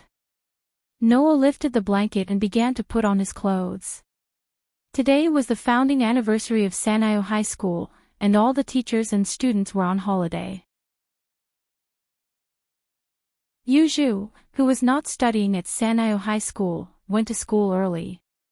Ayako Aozaki knew that it was a rest day, so she stayed up all night to work and was now sleeping like a log. After Noah finished his breakfast, he wanted to watch TV to pass the time, but at that moment, a clear ringtone sounded from the direction of the hall. Ring ring ring. It was the ringtone of the phone placed in the hall. The sudden ringtone stunned Noah. After hesitating for a moment, he did not choose to pick it up. In this place, other than Ayako Aozaki and Yuju, Noah only knew his classmates from 2A. However, none of them knew that Noah was staying here. Therefore, this phone call was definitely not for Noah, so it was better for Noah not to pick it up. Ring ring ring. The ringtone of the phone kept echoing. After an unknown amount of time, chaotic footsteps came from the direction of the stairs, followed by Ayako Aozaki's angry roar. Noah! Why didn't you pick up the phone? Noah subconsciously covered his ears, ignoring the faint anger of Ayako, who was awakened from her lack of sleep, from the direction of the living room. He continued to watch TV. After Ayako Aozaki hung up the phone, her anger seemed to have reached a new level. It was as if she deliberately increased the sound of her footsteps, and walked up the stairs to the second floor. If Yuju knew that Ayako Aozaki treated her home so rudely, she would probably be furious, right? Bang! After a while, Ayako Aozaki, who had put on her uniform, pushed open the door of the living room heavily, and looked at Noah with an extremely unfriendly gaze. You seem to be quite free. I don't want to be so free. Noah did not even look at Ayako Aozaki's direction, and continued to watch TV. But I don't know how to use the bounded domain in Sanyo City, so I can't detect the enemy, so I can only do this. Ayako Aozaki suddenly clenched her fists, resisting the urge to punch Noah's face, and glared at Noah angrily. Thanks to you, I'll be even busier in the future. After that, Ayako Aozaki slammed the door and left. I'm going to school, you stay at home. Why are you going to school now? Noah was slightly startled, but after a while, he seemed to have thought of something, and his eyes lit up, and he hurriedly shouted outside. President! Can you lend me your study room? As you wish. After leaving this sentence, Ayako Aozaki's voice completely disappeared. Noah, however, was refreshed. He turned off the TV, walked out of the living room, and walked in the direction of the second floor. This was the study room located next to Ayako Aozaki's room. Just like an ordinary study room, there were several bookshelves here, and an office desk was placed in the center of the room. Not only were there all kinds of things that belonged to Ayako Aozaki on the desk, such as instruments, but there were also piles of thick books. Click. With the sound of the door opening, Noah walked into the area that usually only belonged to Ayako Aozaki. Chirp chirp. On the window, a blue robin stood there, hopping about. Noah ignored the robin, went directly to the desk, and picked up a book on the desk. The title of the book was Magic Generation. This was a book that recorded the knowledge of magic.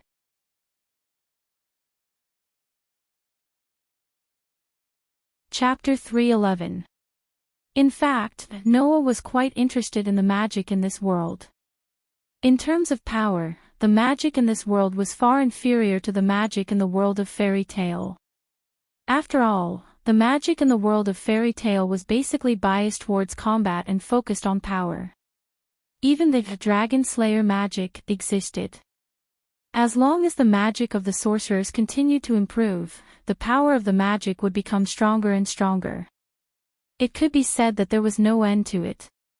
On the other hand, the magic in this world was more focused on research. Most of the magic was actually not suitable for combat, but it won because there was a wide variety of magic, and there were all kinds of magic with all kinds of effects. For example, barriers that could disperse crowds, suggestions that could affect one's mind, hypnosis that couldn't be guarded against, as well as tame demons, magic eyes, and other unique uses of magic.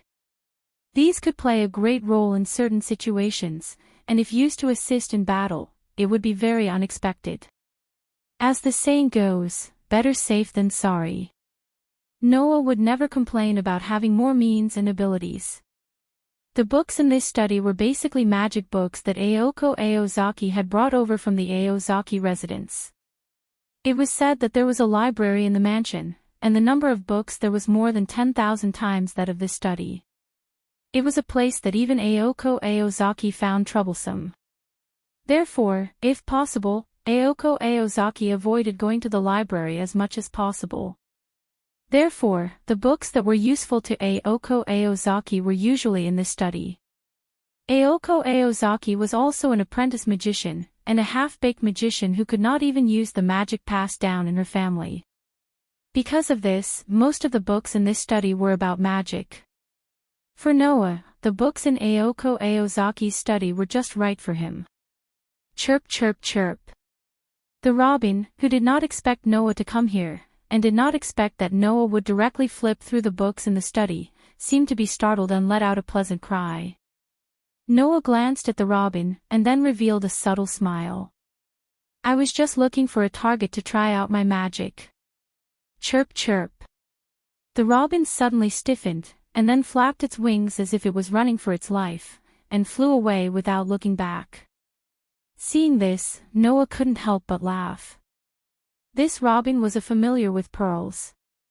Not only did it have the intelligence of a human, but it was also said that it could speak human language. Although Noah had never seen it before, the robin often flew around the manor house. Over time, Noah learned of its existence. He believed that the messenger bird would report to Yuju about Noah coming to the study today to flip through the magic books, right? Shaking his head, Noah picked up the book titled Magic Generation and flipped through it. In the world of fairy tale, the bodies of the sorcerers were able to store magic from all things in the world. Once his mana was depleted, his body would automatically absorb magic spirits from the atmosphere to replenish his mana. In other words, the sorcerer was like a container that stored and absorbed mana. They could freely absorb mana from the atmosphere to replenish themselves. In this world, the source of magic power for magicians came from two sources. One was the life force from the outside world, known as the Big Source. The other was the life force they possessed, known as the Small Source. In this world, magicians had simulated nerves called magic circuits in their bodies. Once they were born, the quantity and quality had already been determined. It would not be increased by external factors and was used to convert life force to form a magic conversion circuit. The more magic circuits in a magician's body, the more magic they could convert from the Big Source and Small Source. The book in Noah's hand called Magic Generation explained how to determine the number of magic circuits, which was the aptitude of a magician. According to this method, Noah helplessly found that there was not even a single magic circuit in his body. This was normal. Because Noah did not need to be like the sorcerers in the world of fairy tale to absorb mana from the outside world. He also did not need to be like the magicians in this world, absorbing life force from the Big Source and Small Source to convert and generate mana. Noah's body was born to be self-sufficient in generating mana. Moreover, the quality and quantity of mana could almost be said to be unparalleled. It was precisely because of this that Makarov was so shocked when he discovered how special Noah's physique was. Therefore, Noah's physique was very special, and the ability to generate mana alone was a special characteristic that others could not imitate. With such conditions, Noah could skip a lot of steps if he wanted to learn magic. Generally, a novice magician would first have to open and activate their own magic circuits one by one. Then, they would have to work hard to convert the life force in their greater source and lesser source to store magic power. Then, they would have to learn how to control magic power before learning magic. Noah did not need to painstakingly generate mana, and his control of mana had been practiced countless times for this purpose. He had already reached the point of perfection, and he could start learning magic directly. At that moment, Noah directly put the book in his hand on the desk, went to the front of the bookshelf, and began to flip through the books. Half an hour later, Noah took a book of mana processing, a book of magic manufacturing, a book of demonic division, and a book of magic base connection, a total of 4 thick books, and walked out of the study. Holding the 4 thick books, Noah came to the living room and sat on the sofa. First, he put the 3 books of mana processing, magic manufacturing, and demonic division on the table, then picked up magic base connection and read it. The so-called magic base connection referred to the magic patterns engraved in the world. When magicians used magic, they needed to get in touch with the magic base connection that had been engraved in the world in advance, so that the magic patterns in the magic base connection could be activated, and thus magic would be formed. In order to push the magic patterns and form magic, magicians first had to generate magic power, and the generated magic power would be sent to the magic base connection through the magic circuit, and then the magic patterns would be activated. In this way, magic would be formed. For example, the magic base connection was equivalent to a car, and gasoline was magic power, and magic was the phenomenon of car driving. Only by injecting magic power into the magic base connection could the car driving phenomenon be activated. That is, the magic would be activated, and magic would be used. In other words, if you want to use magic, you must have the magic power, the key, and the magic circuit to inject the magic power into the magic base plate. These 3 things are the magic power needed to activate the magic base plate, the key, and the magic circuit needed to inject magic power into the magic base plate. Noah furrowed his brows when he saw this. In terms of magic power, Noah did not lack at all. The key referred to the engineering and incantation of magic, which Noah could also learn from the books. But Noah himself did not have a magic circuit at all. How could he use the magic circuit as a channel to get in contact with the magic base connection engraved in the world, and then push the magic patterns to form magic? Could it be that the path of magic was not possible by himself? Whatever, let's try it first. Noah made up his mind and flipped through the magic base connection in his hand again. After confirming the method, according to the method recorded in the book, he slowly lifted the limited state of magic power, let the magic power flow like the magic circuit, and then communicated with the world. After 3 seconds, Noah opened his eyes, and his eyes were full of strangeness. I actually succeeded in one go. Without the magic circuit, it was impossible to get in contact with the magic base connection. But Noah got in contact with the magic base connection without any hindrance the first time he released the magic power. Could it be that the participation of the magic circuit is not actually needed at all? Noah did not know that only he could get in contact with the magic base connection like this. Because Noah was the favored child who was favored by the world, he was an existence that the will of the earth and the will of the human beings regarded as family. Even if Noah did not have the magic circuit, the world would not refuse Noah's contact. So, the world acted as a bridge for Noah, playing the role of the magic circuit, and took the initiative to connect Noah's magic power with the magic base connection of the whole world. This was what it meant to be blessed by the heavens.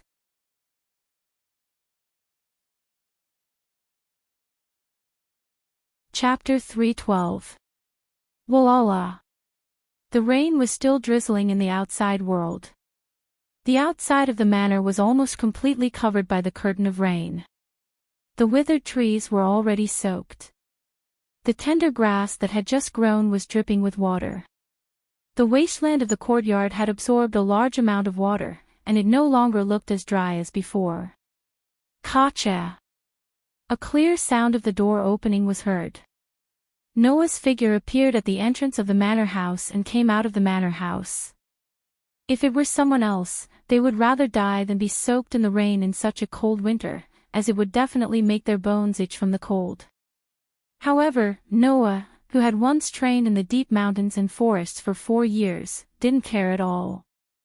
He walked into the cold curtain of rain and walked around in the courtyard. After a while, Noah stopped in front of a rock. Taking a deep breath, Noah slowly raised his hand and pointed his palm in the direction of the rock. Collect. The moment the incantation sounded out, Noah opened his palm in the direction of the rock, and a faint blue light emerged. Whing! The magic that could be seen with the naked eye turned into a faint light that spun around Noah's hand. In a short moment, it covered Noah's entire arm. Immediately, a precise geometric pattern suddenly spun in front of Noah's palm. The edges of the pattern also spun with a few other smaller magic formations, flashing with a dazzling phosphorescence. Cast! The incantation to pull the trigger of the magic spell that had been formed in his hand also reverberated. Bang, bang, bang, bang. The faint blue geometric pattern in front of Noah's palm suddenly spun, and the phosphorescence directly converged on the smaller magic formations at the edges of the pattern. The magic also turned into fist-sized cannonballs, and in the midst of gunshots, they rubbed against the atmosphere and flashed out like flashes of light. The 4 magic bullets carried a heavy force that was enough to shatter a person's skull. Amidst the sharp sound of the air breaking, they heavily landed on the rock not far away. Bam, bam, bam, bam. Immediately, every single magic bullet produced a dull sound of impact and a burst of light smoke on the hard rock. In the end, 4 scorch marks were left on the rock, which were quickly washed away by the rain. Looking at this scene, Noah was slightly disappointed, but he also couldn't help but laugh.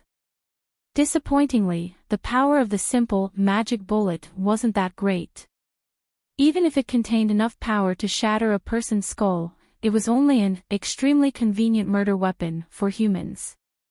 Those who could not help but laugh were self-deprecating after realizing their own disappointment. How long has it been since I started learning magic? This kind of power is already not bad, right? That was the truth. Magic bullet was a very simple magic trick.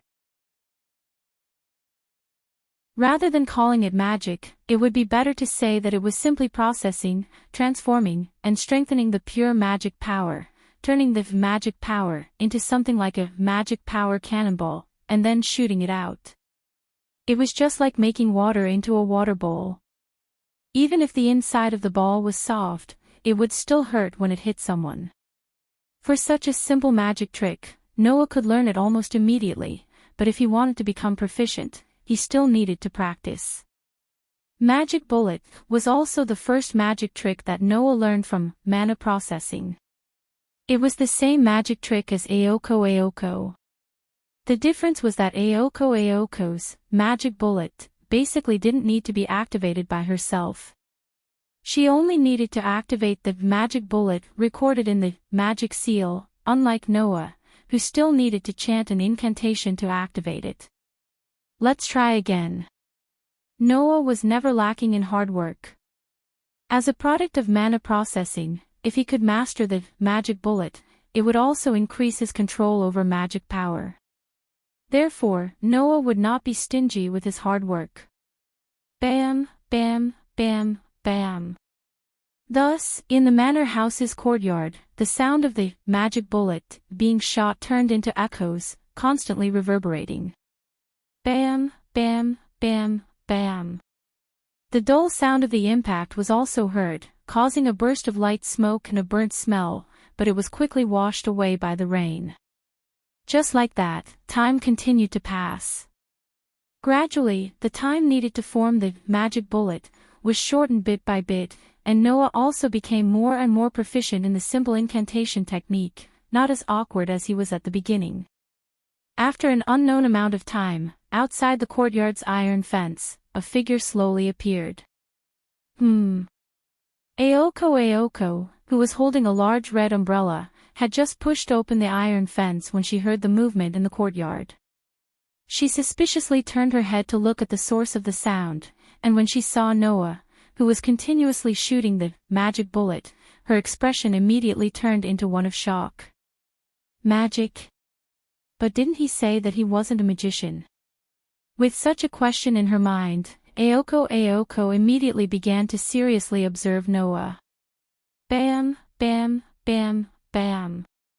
The bright blue flashes were mixed with the dull sounds, flickering in the air above the courtyard. Bam, bam, bam, bam. Under the curtain of rain, the hard rock still stood there motionlessly, facing the incoming blue flashes and withstanding every heavy blow. Over time, even the rock that was not damaged in the beginning started to crack under the continuous bombardment of the magic bullet. Noah's eyes lit up, and the corner of his mouth rose. The magic in his body continuously circulated, flowing into the flickering phosphorescent arm, and pouring into the spell formation that had not yet disappeared, turning into magic bullet after magic bullet, continuously bombarding the rock. Ayoko, who was standing at the edge of the iron fence and watching all of this, already had the corner of her mouth twitching. Could it be that that guy's magic is inexhaustible? Not to mention how many magic bullets Noah had shot before Ayoko returned. From the time Ayoko returned, Noah had shot at least 100 magic bullets. Ayoko was only an apprentice magician, but no matter what, she was still the manager of the spirit vein in Sanyo City. With the support of the magic in the spirit vein, Ayoko could use about 30 magic bullets a day, and then the magic in her body would be completely exhausted. Compared to Ayoko, the guy in front of her who was wantonly shooting magic bullet, with a face full of unsatisfied and restless expression was simply a monster. Ayoko felt that if she continued to watch like this, perhaps her small sense of superiority in magic would be completely destroyed. At that moment, Ayoko unhappily opened her mouth. "What are you doing here?" Noah, who was highly concentrated, did not seem to notice Ayoko's approach. When he heard Ayoko's voice, he was slightly startled, and reflexively turned his head, looking behind him. When he clearly saw the owner of the voice, he raised his eyebrows. "You're back." "Yes." Ayoko still had a sullen expression, looking very gloomily at Noah. "What are you doing here?" "It's as you see." Noah retracted his mana without any hesitation, causing the tactical magic array that was floating in the air like a turret to dissipate. "I'm learning magic." "Learning?" Ayoko's expression became interesting, and her tone was full of uncertainty. "What you mean is, you just learned the magic bullet?" "Yes." Noah nodded and said doubtfully. "Is there a problem?" Ayoko was speechless. With Ayoko's personality, how could she admit that Noah's newly learned magic was comparable to hers? Noah was not a wise sage, so naturally, he could not always guess Ayoko's thoughts. Seeing Ayoko's gloomy expression, he somewhat curiously asked, "What's wrong? Did something good happen in school?" As soon as this sentence came out, Ayoko's sullen expression turned completely gloomy. "Hey, Noah-san." Ayoko suddenly said such a sentence. "How do people communicate with bears?" "That's a very deep question." Noah was stunned. "Could it be that you met a bear?" "No." Ayoko sighed faintly, and then said bitterly. "But I really hope that I met a bear. At least if I met a bear, I could go up and fight with it. I don't have to worry about whether I can fight or not." After saying this, Ayoko coldly snorted and walked into the mansion. Noah's mouth twitched. What the hell is going on?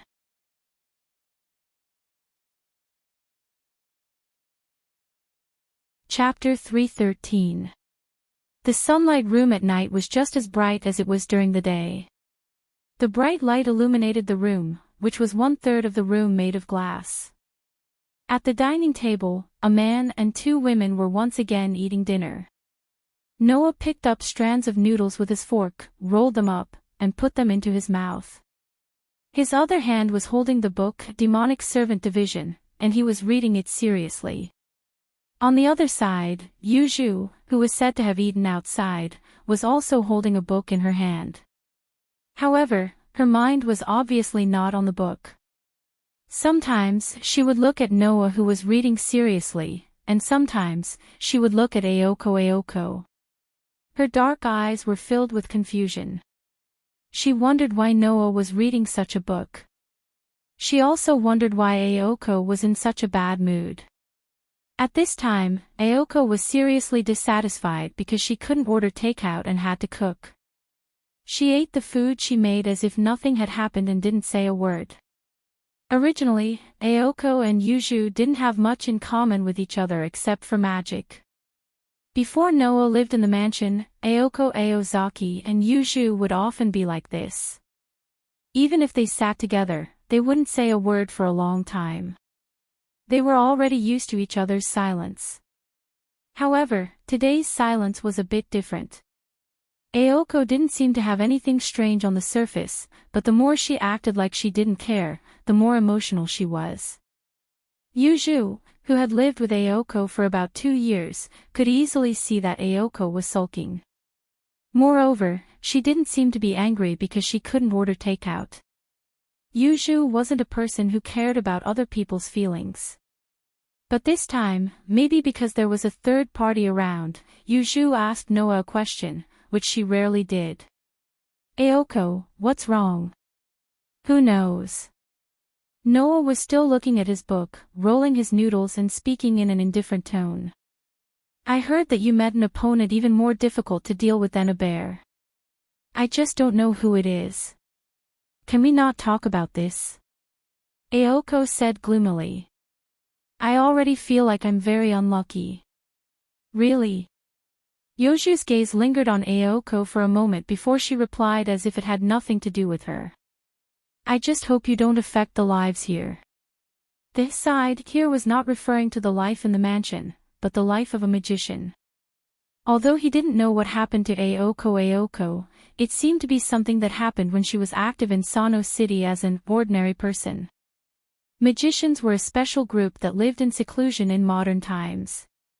It could not be said that magicians did not interact with ordinary people, but in order to maintain the concealment principle of magic, magicians would not get too close to ordinary people. After all, once he became intimate with someone, it would increase the chances of his secret being exposed. Yuju didn't object to Ayoko going to an ordinary high school, but she seemed to be somewhat dissatisfied with Ayoko's emphasis on the life of an ordinary person. Ayoko also understood Yoju's meaning, and the anger in her heart suddenly disappeared, and she seemed to have calmed down. I know what you mean. Don't worry, I'll coordinate the lives of both sides. I just lost my cool today because I met that transfer student. Noah finally raised his head from the book in his hand and looked at Ayoko in surprise. Transfer student. You mean our school? I don't want to admit it, but unfortunately, our school seems to have been targeted by all kinds of strange transfer students this month. It's already incredible to have one, and now there's another one. It's simply a miracle. Ayoko said this sentence as if she was referring to something. The most incredible thing is that this transfer student came from the mountains. He didn't even have any contact with life with electricity before, and he didn't know any common sense in the city. When such a person transferred to our school, even the teachers couldn't do anything about it. I see. Noah smiled thoughtfully. In the end, the teachers couldn't do anything about it, and could only let you, the student council president, deal with this wild child.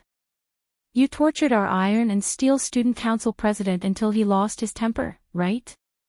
Can you imagine how tiring it is to introduce the school and the classroom to a guy who doesn't even walk through the front door and only chooses to crawl through the windows?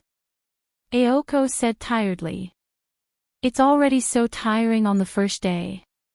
I can't imagine how much trouble that guy will cause in the school. In other words, the student council will become a nanny team for a period of time, specifically looking after that transfer student, right? Noah couldn't help but laugh. This really makes me interested. If I have time, I'll go and meet this transfer student who came from the mountains. Saying such a sentence, Noah once again looked at the book in his hand. It was obvious that he didn't want to talk about the transfer student anymore. Why are you suddenly interested in magic? This time, it was Ayoko who was curious, glancing at the book in Noah's hand. This is a book about tamed monsters, right? Don't tell me you want to make a tamed monster. Hearing this, Yuju slightly raised her eyes, as if she was also interested in this topic. I took this from your study. Noah didn't raise his head, reaching out his hand and flipping through the pages. If there's a chance, I'll try to make one. If you really want to make a tamed monster, there's an expert here. Ayoko very casually said such a sentence. Don't forget, Yuju is the best at making all kinds of tamed monsters. Noah immediately looked at Yuju, who was also looking at him. When their eyes met, he also remembered Yuju's uniqueness. This was what Ayoko, who was busy looking for signs of a foreign magician, casually told Noah when he accidentally mentioned Yuju's magic. According to Ayoko, Yuju was different from other magicians. She was a pure-blood witch, and the magic she used was not in the same system as other magic. It was very unique, and only pure-blood witches could use the magic system. Fairy tale monster, Ploy Kickshaw. This was the general name of Yuju's tamed monsters. Yuju's magic was actually a fairy tale-themed curse and medicine, and the main fighting force was made up of the fairy tale monster, Ploy Kickshaw. Their prototypes came from the world of fairy tales. They were special cases created based on fairy tales. Unlike other tamed monsters, Yuju's fairy tale monster, Ploy Kickshaw, was quite powerful. Because they were born from fairy tales, the only thing that was useful to them was the same mysterious magic. Ordinary modern weapons couldn't do anything to them. Moreover, they all existed in their respective fairy tales. If you want to defeat them, you have to find their weaknesses in the fairy tales. Because of this, Yuju basically used the fairy tale monster, Ploy Kickshaw, as a fighting method. As for Yuju herself, her fighting strength was very low, and it was possible that even Ayoko could defeat Yuju. However, if Yuju was given the opportunity to use her tamed monsters, then Yuju's fighting strength would be at the top of all magicians. Noah had already seen Yuju's special tamed monsters many times. For example, Diddle Diddle, after sinking into the ground, it would strengthen Yuju's magic in the middle of the night. It was the glass cat bell. For example, Gab twins, when Yuju used them to deal with Noah, they were the two verbose pigs. For example, Six Song Chocolate, 24 gray starlings that were good at reconnaissance. They were mainly responsible for the surveillance of Sanyo City. Their bodies were chocolate, and if a magician ate it directly, it would have a healing effect. Noah had seen this flock of birds many times. Another example was Thames Troll, which was the personification of London Bridge. It was one of Yuju's strongest tamed monsters, and the giant that Yuju used in the forest was the Thames Troll. Therefore, when it came to how to create and use tamed monsters, Yuju was definitely an expert among experts. Because of this, Noah asked Yuju, "Yuju, what kind of tamed monsters do you think I should create?"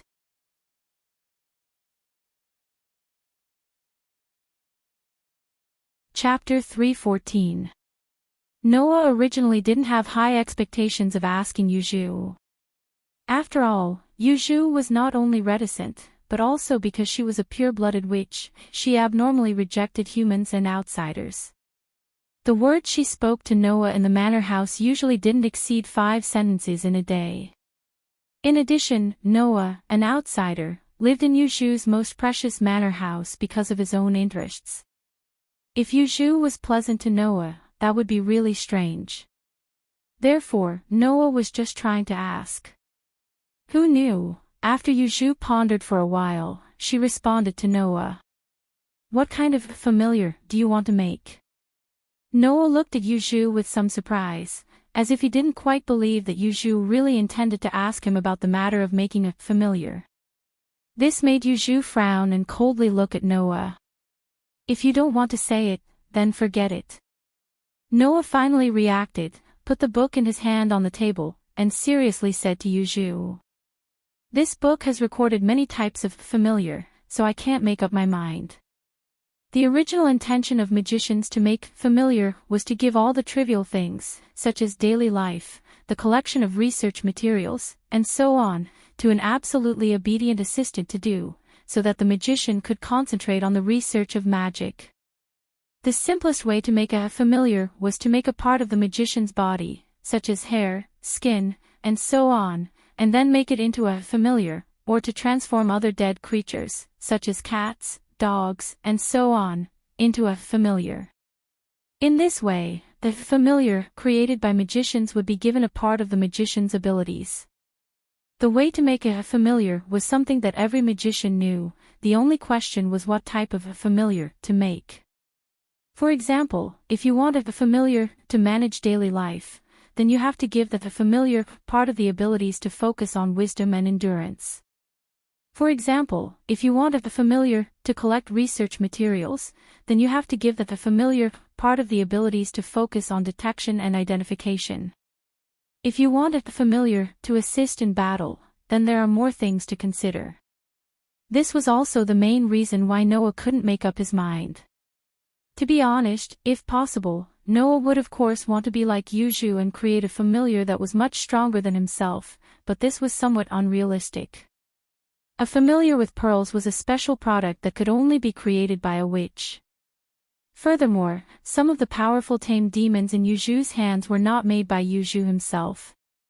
They were made by Yuju's mother, or even by the witch before Yuju's mother. Although a familiar would not be stronger than its master, that was only relative. Just like Yuju, the tamed demons she created were not as strong as herself, but Yuju's mother must have been much stronger than Yuju. Even if the tamed demons she created were weaker than herself, they would still be stronger than Yuju. Not to mention the tamed demons that were passed down from the ancient witch to the present day. This kind of tamed demon that was created by the previous master and passed to another master to have a stronger power than the current master was not a strange thing. Moreover, if the target of the tamed demon originally had a strong power, then it was possible that the tamed demon was stronger than the master. Just like Noah, if he made a creature stronger than himself into a tamed demon, then the tamed demon's power would naturally be stronger than Noah's. Noah wanted to learn the method of creating a tamed demon because of this. Noah's idea was to first learn this method, so that when he obtained some powerful creature's corpses in the future, he could directly make them into tamed demons, which would definitely be of great help to him. Therefore, although a lot of magic was not suitable for battle, but there were all kinds of strange effects. If used well, the effect would be absolutely unimaginable. You want to create a tamed demon that is stronger than yourself, right? Yuju seemed to have seen through Noah's idea, but still gave such a sentence. I don't recommend you do that. Noah suddenly froze. It is very easy to create a tamed monster, but that also requires the magical power to be divided into the tamed monster's body. Moreover, the more powerful the tamed monster is, the more magical power it needs to be divided. Yuju's words woke everyone up from their dreams. If you intend to create a tamed demon that is stronger than yourself, then you must divide most of the magic power to the tamed demon, which will greatly reduce your level, so I don't recommend you to do that. Being said so by Yuju, Noah woke up. That's right. The method of creating a tamed demon was indeed very easy. But does this mean that magicians can create tamed demons at will? Of course, that was impossible. Otherwise, even if the tamed demon was weak, magicians could still create a large number of tamed demons to form an army of tamed demons to fight against the enemy, winning with numbers. In that case, who could say that the tamed demon was weaker than the master? In that case, would magicians still need to fight by themselves? Wouldn't it be fine to just leave it all to the tame demon? The reason why they didn't do that was because creating a tame demon required the magic power to be divided.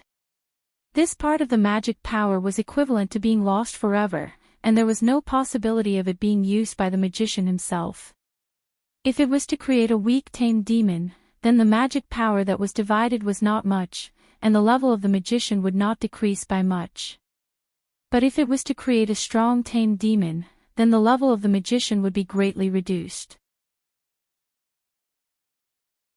For example, Noah, if he really lost a part of his magic power permanently, then his strength would also decrease. Unless the tamed demon was really strong, otherwise, magicians generally would not make such a choice. So, Yu Zhu, are you suggesting that I don't wait until there is a strong creature's body to create a tamed demon? Noah nodded in relief. In that case, what kind of tamed demon is best to create? It depends on where you are lacking. Yu Zhu said so. The tame demon that you create should be able to make up for some of your own weaknesses, then it would be worth creating. Yu Zhu's words were very few, but every sentence woke Noah up. It was indeed so. Even if the tame demon was weaker than the magician himself, if he could make up for his own weaknesses, then the effect of the tame demon in battle would simply be extraordinary. Yu Zhu was indeed a witch who was good at tame demons, making Noah's understanding of magic enter a new level. No matter how weak the magic was, as long as it could be used, then it would be strong. What kind of cat was the best? It was not a cat with a strong body, nor was it a cat with a gorgeous appearance, but a cat that could catch mice. The expression in Noah's eyes became brighter and brighter. After Yu Zhu's reminder, Noah recalled the magic that he accidentally saw in the morning. That magic, at the beginning, was filtered out by Noah, but now that he thought about it, if that magic was learned, it would definitely make Noah's strength rise to another level. Ha ha ha ha. Thinking of this, Noah couldn't help but laugh out loud, stood up, and ran outside while shouting loudly. Thank you, Yu Zhu. I love you to death. Saying such a sentence, Noah ran into the living room and disappeared in front of the living room's door. Aoko and Yu Zhu had long been stunned by Noah's last sentence. After a long while, Aoko's eyes appeared like a kitten's mischievous light. With a sweet smile, she looked at Yu Zhu. Congratulations, Yu Zhu. Yu Zhu didn't even look at Aoko, slightly lowered her head, raised the book in her hand, and looked at it expressionlessly, as if nothing had happened. Only Aoko knew that for her to use the book to cover nearly half of her face, needless to say, Yu Zhu must be shy. Obviously, Noah's words that burst out in joy were not harmless. On the other side, Noah went directly to the second floor, quickly walked to Aoko's study, opened the door, and went to the bookshelf that was neatly arranged with magic books, and quickly flipped through them. At a certain moment, Noah stopped the movement of his hands, the corner of his mouth slowly raised, and he pulled out a book from the bookshelf. The title of the book, Enhance. This was the magic book that Noah directly ignored in the morning, but now he was pleasantly surprised. Sure enough, no matter how small, insignificant, and weak, existence is the absolute truth, and existence has value. After that, Noah flipped through the book in his hand, immersing himself in the world of the book.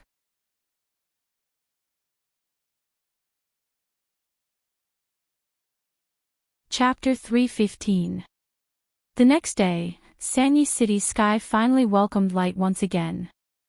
It was not as gloomy as yesterday, and it was no longer raining that made people feel depressed.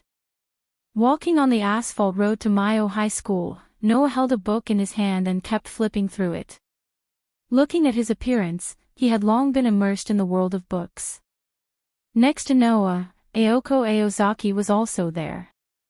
Although Noah and Aoko lived together and went to the same high school, they did not agree to go to school together. In the end, the two lived together because of interests. They could not even be called friends. They could only be called business partners. Naturally, their relationship was not good enough for them to go to school together. Today, they went to school together because Noah and Aoko happened to go out together at the same time.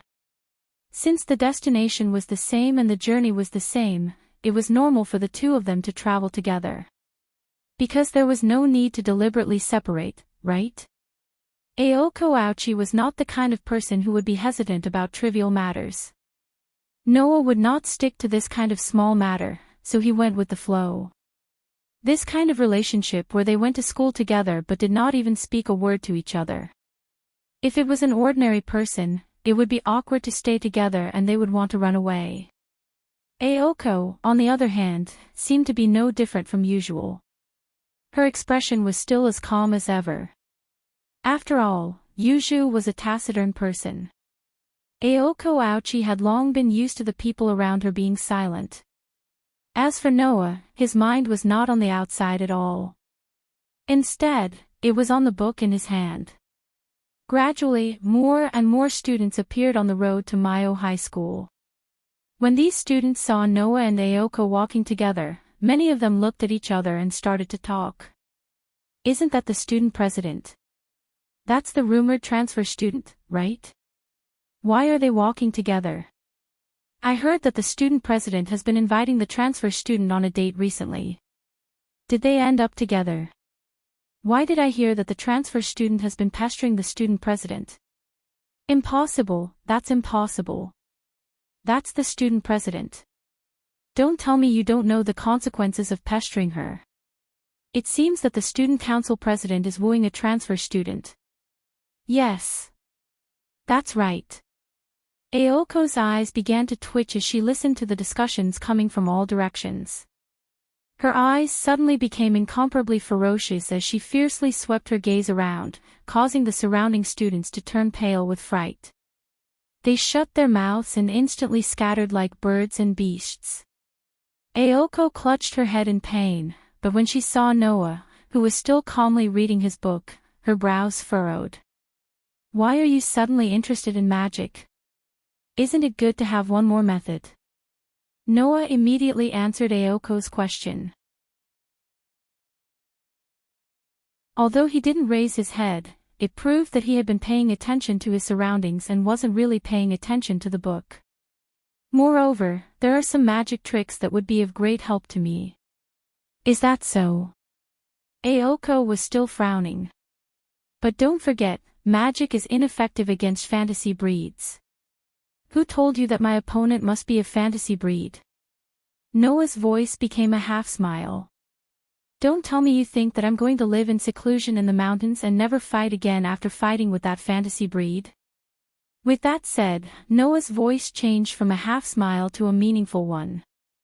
Besides, it's not like all magic spells can't be used in a battle with fantasy breeds. Aoko was startled when she heard this. Just as she was about to continue pursuing, she recalled that this wasn't something she could ask in her current position. Her brows slowly relaxed as she casually replied.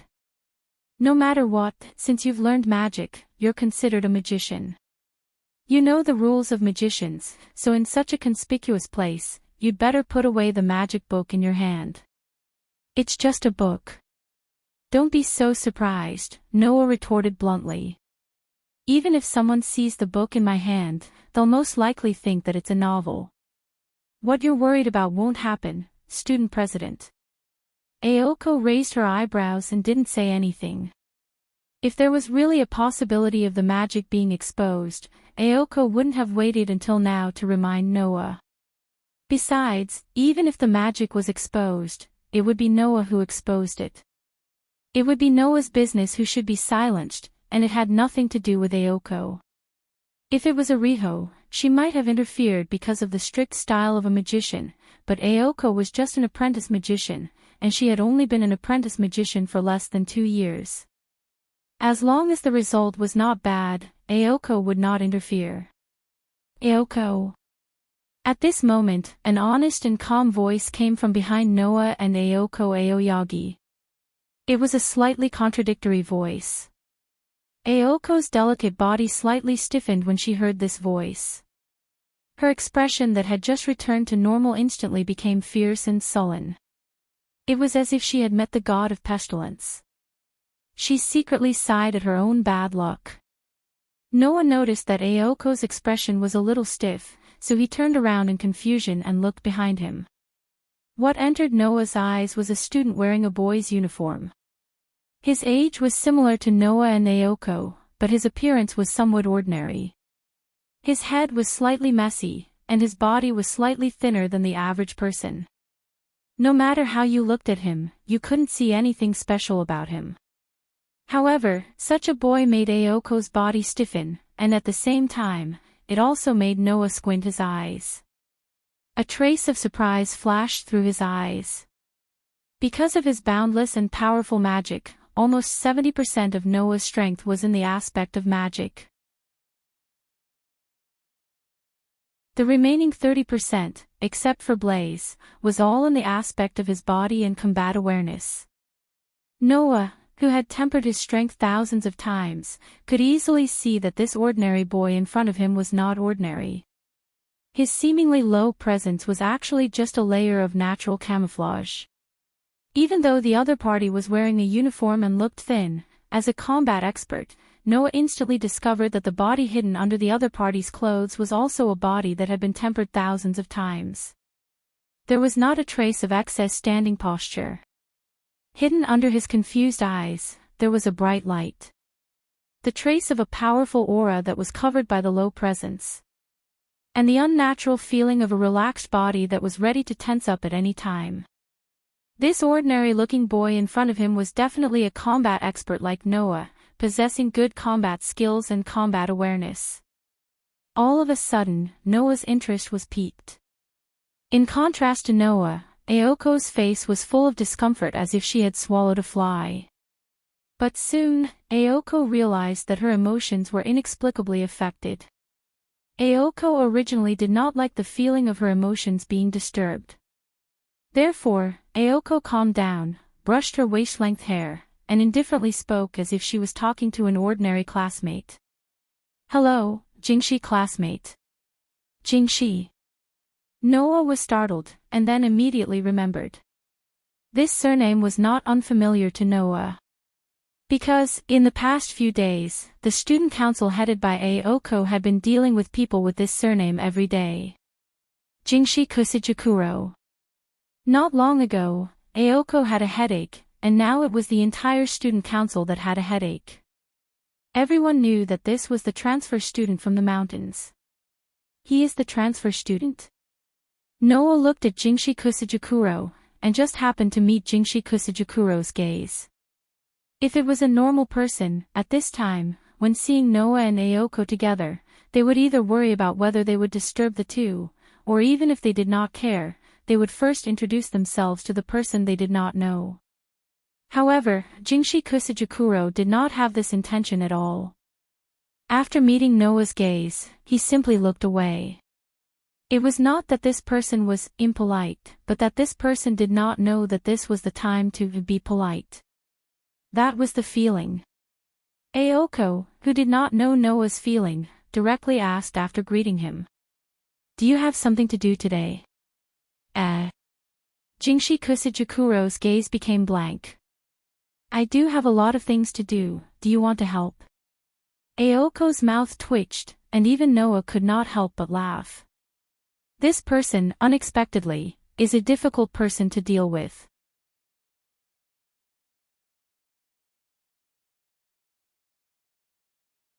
Chapter 316. Noah, who was quietly observing Aoko and Shizuka Kusijiro, gradually found that this wild child called Shizuka Kusijiro really didn't know anything. He knew that there were many differences between the city and the mountains, but he didn't know what these differences meant. He knew that he had to follow the rules of the city, such as waiting for the green light to cross the road, buying things to pay, but he didn't know why these rules existed. Moreover, Shizuka Kusijiro wasn't stupid, but his thinking couldn't keep up with the speed of others. To put it simply, Shizuka Kusijiro focused more on using his body than his brain. It was that simple. Just like Naz, Shizuka Kusajiro basically used his body to remember things, not his brain. In other words, this was a person who focused more on experience than knowledge. If he understood this point, it wouldn't be difficult to deal with Shizuka Kusajiro. For example, writing, as long as he actually wrote it to Shizuka Kusajiro, it would be more effective than telling him stroke by stroke. This person simply didn't know how to beat around the bush. This made Ayoko put on an unhappy expression in front of Shizuka Kusajiro, but Shizuka Kusajiro was still able to respond with a smile, making Ayoko's patience gradually wear out. Seeing that Ayoko seemed to be faintly holding back her anger, Noah shrugged and suddenly spoke. "Shizuka classmate, have you practiced martial arts before?" When these words came out, not only Ayoko was stunned, even Shizuka Kusajiro was stunned and looked at Noah. Without asking who Noah was, and without the intention to introduce himself, Shizuka Kusajiro asked with a puzzled face. "Martial arts? It's fighting skills." Noah patiently explained. "You should understand, right?" Shizuka Kusajiro was a little surprised, but in the blink of an eye, he looked at Noah with surprise. "How do you know?" Ayoko suddenly understood that Noah's words were true, and the way she looked at Shizuka Kusajiro instantly changed. If in the past, Ayoko looked at Shizuka Kusajiro like she was looking at a walking trouble, then she was looking at an opponent now. After appearing in Sanyo City, Noah had transferred to Sanyo High School and caught Ayoko off guard.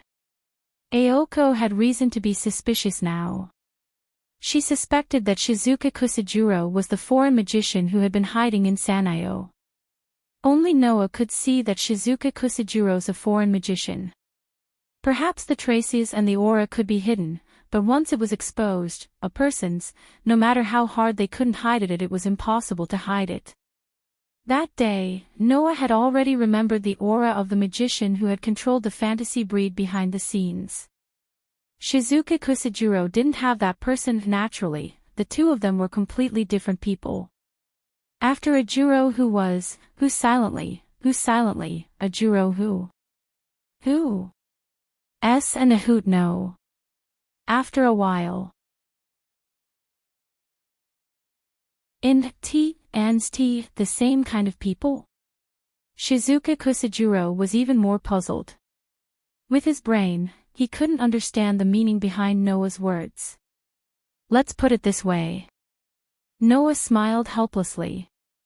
"I'm the same as you. To hone my skills, I once lived in the mountains." Shizuka Kusajiro was shocked. Then, he looked at Noah with surprise as if he had finally found a companion. Ayoko's beautiful eyes widened. She was finally sure. No wonder the two people in front of her brought her all kinds of troubles. They were the same kind of people. "Hey, Shizuka." Noah's eyes flashed with a delicate expression. "Why don't we compete?" "Why?" The surprise on Shizuka Kusajiro's face turned into doubt. "You're not a bear." Well. Noah knew it would be troublesome to explain to this wild child in front of him, so he simply said so. "Just take it as a greeting." Greeting. This time, Shizuka Kusajiro's expression was full of confusion and surprise. "Is this how the people in the city greet each other? This is different from what I know. This also varies from person to person, right?" Noah said so. "Isn't there a saying, no discord, no concord?" Hearing this, Shizuka Kusajiro was relieved. "I've seen this saying before. It's true." Hearing this, Ayoko could no longer ignore it. Fighting is equivalent to greeting. If this transfer student from the mountains really formed such a concept, then in the future, when he greets others in school, he won't just come up with a punch, right? Then wouldn't the student council become Shizuka Kusajiro's support group? Don't give me any more trouble. You guys. Ayoko squeezed in between Noah and Shizuka Kusajiro, and roared at Noah's direction. Don't tell me you don't have enough trouble now. A roar directly stunned Shizuka Kusajuro, who wasn't very smart. Ignoring the stunned Shizuka Kusajuro, Ayoko aggressively said to Shizuka Kusajuro. Don't take this guy's words seriously, unless you don't want to live in this city, do you understand? It was unknown whether Shizuka Kusajuro understood Ayoko's meaning, but he very straightforwardly nodded and said such a sentence. Since Ayoko said it, then it should be true. Looking at Shizuka Kusajuro, who showed a sincere smile as if Ayoko treated him so well, even Ayoko was embarrassed and turned her face away. At the same time, it also amused Noah. This Shizuka Kusajuro was really interesting. In the following period of time, Noah basically ignored the boring lullaby class. Every day, he would bring a magic book from Ayoko's study room and absorb all the magic knowledge and theory like a sponge. Noah originally had an extraordinary memory and understanding ability. In the 1 year in the world of The Black Bullet, Noah relied on his extraordinary memory and understanding ability to learn all the languages in the world. He also conveniently finished all the courses up to the university level. He even had time to learn hacking and piano. It was not hard to imagine how high Noah's memory and understanding ability were. Therefore, in a week's time, Noah memorized all the magic books in Ayoko's study room. Of course, memorizing was one thing, but wanting to use the magic recorded in the books was another matter. Magic was not something that could be used just by memorizing, the most important thing was to learn and practice. And in this 1 week's time, Noah only learned 3 magic tricks. One was Magic Bullet. The other was Strengthen. The other was Runa. Among them, Magic Bullet, needless to say, it was the first magic trick that Noah learned. Although its power was not great, it was still relatively speaking. High power, high damage, Magic Bullet also existed. Of course, at that level, instead of calling it Magic Bullet, it was better to call it Magic Missile or Magic Cannon. As for Strengthen and Runa, they were the magic that Noah paid special attention to, and he was very serious in learning them. Compared to Magic Bullet, these 2 magic tricks were the most obvious in increasing Noah's strength. The so-called Strengthen magic was the same as its name. It was a magic trick that focused on strengthening various things. To be more precise, it should be said that it was strengthening. If it was used on a knife, it could make the knife sharper. If it was used on a stone, it could make the stone harder. If it was used on a light bulb, it could make the light bulb brighter. If it was used on a fan, it could make the wind cooler. In this way, if it was used on one's fists would become heavier. If it was used on one's feet, one's speed and endurance would also increase. If it was used on one's body's defense would increase significantly. For Noah, this magic trick was extremely useful. As long as a large amount of magic was used, Noah's strength in all aspects would increase in a straight line. Therefore, although Noah did not pay attention to it at first, after being reminded by Yuju, he immediately thought of it. As for Runa, if it was used well, it could also be a super powerful magic trick. Therefore, regarding Strengthen and Runa, Noah attached great importance to it, and whenever he had time, he would immerse himself in learning these 2 magic tricks. And on this night, a week later, when Noah and Ayoko returned to the mansion after school, Yuju, who came down from upstairs, directly gave these words. Get ready, we have work to do tonight.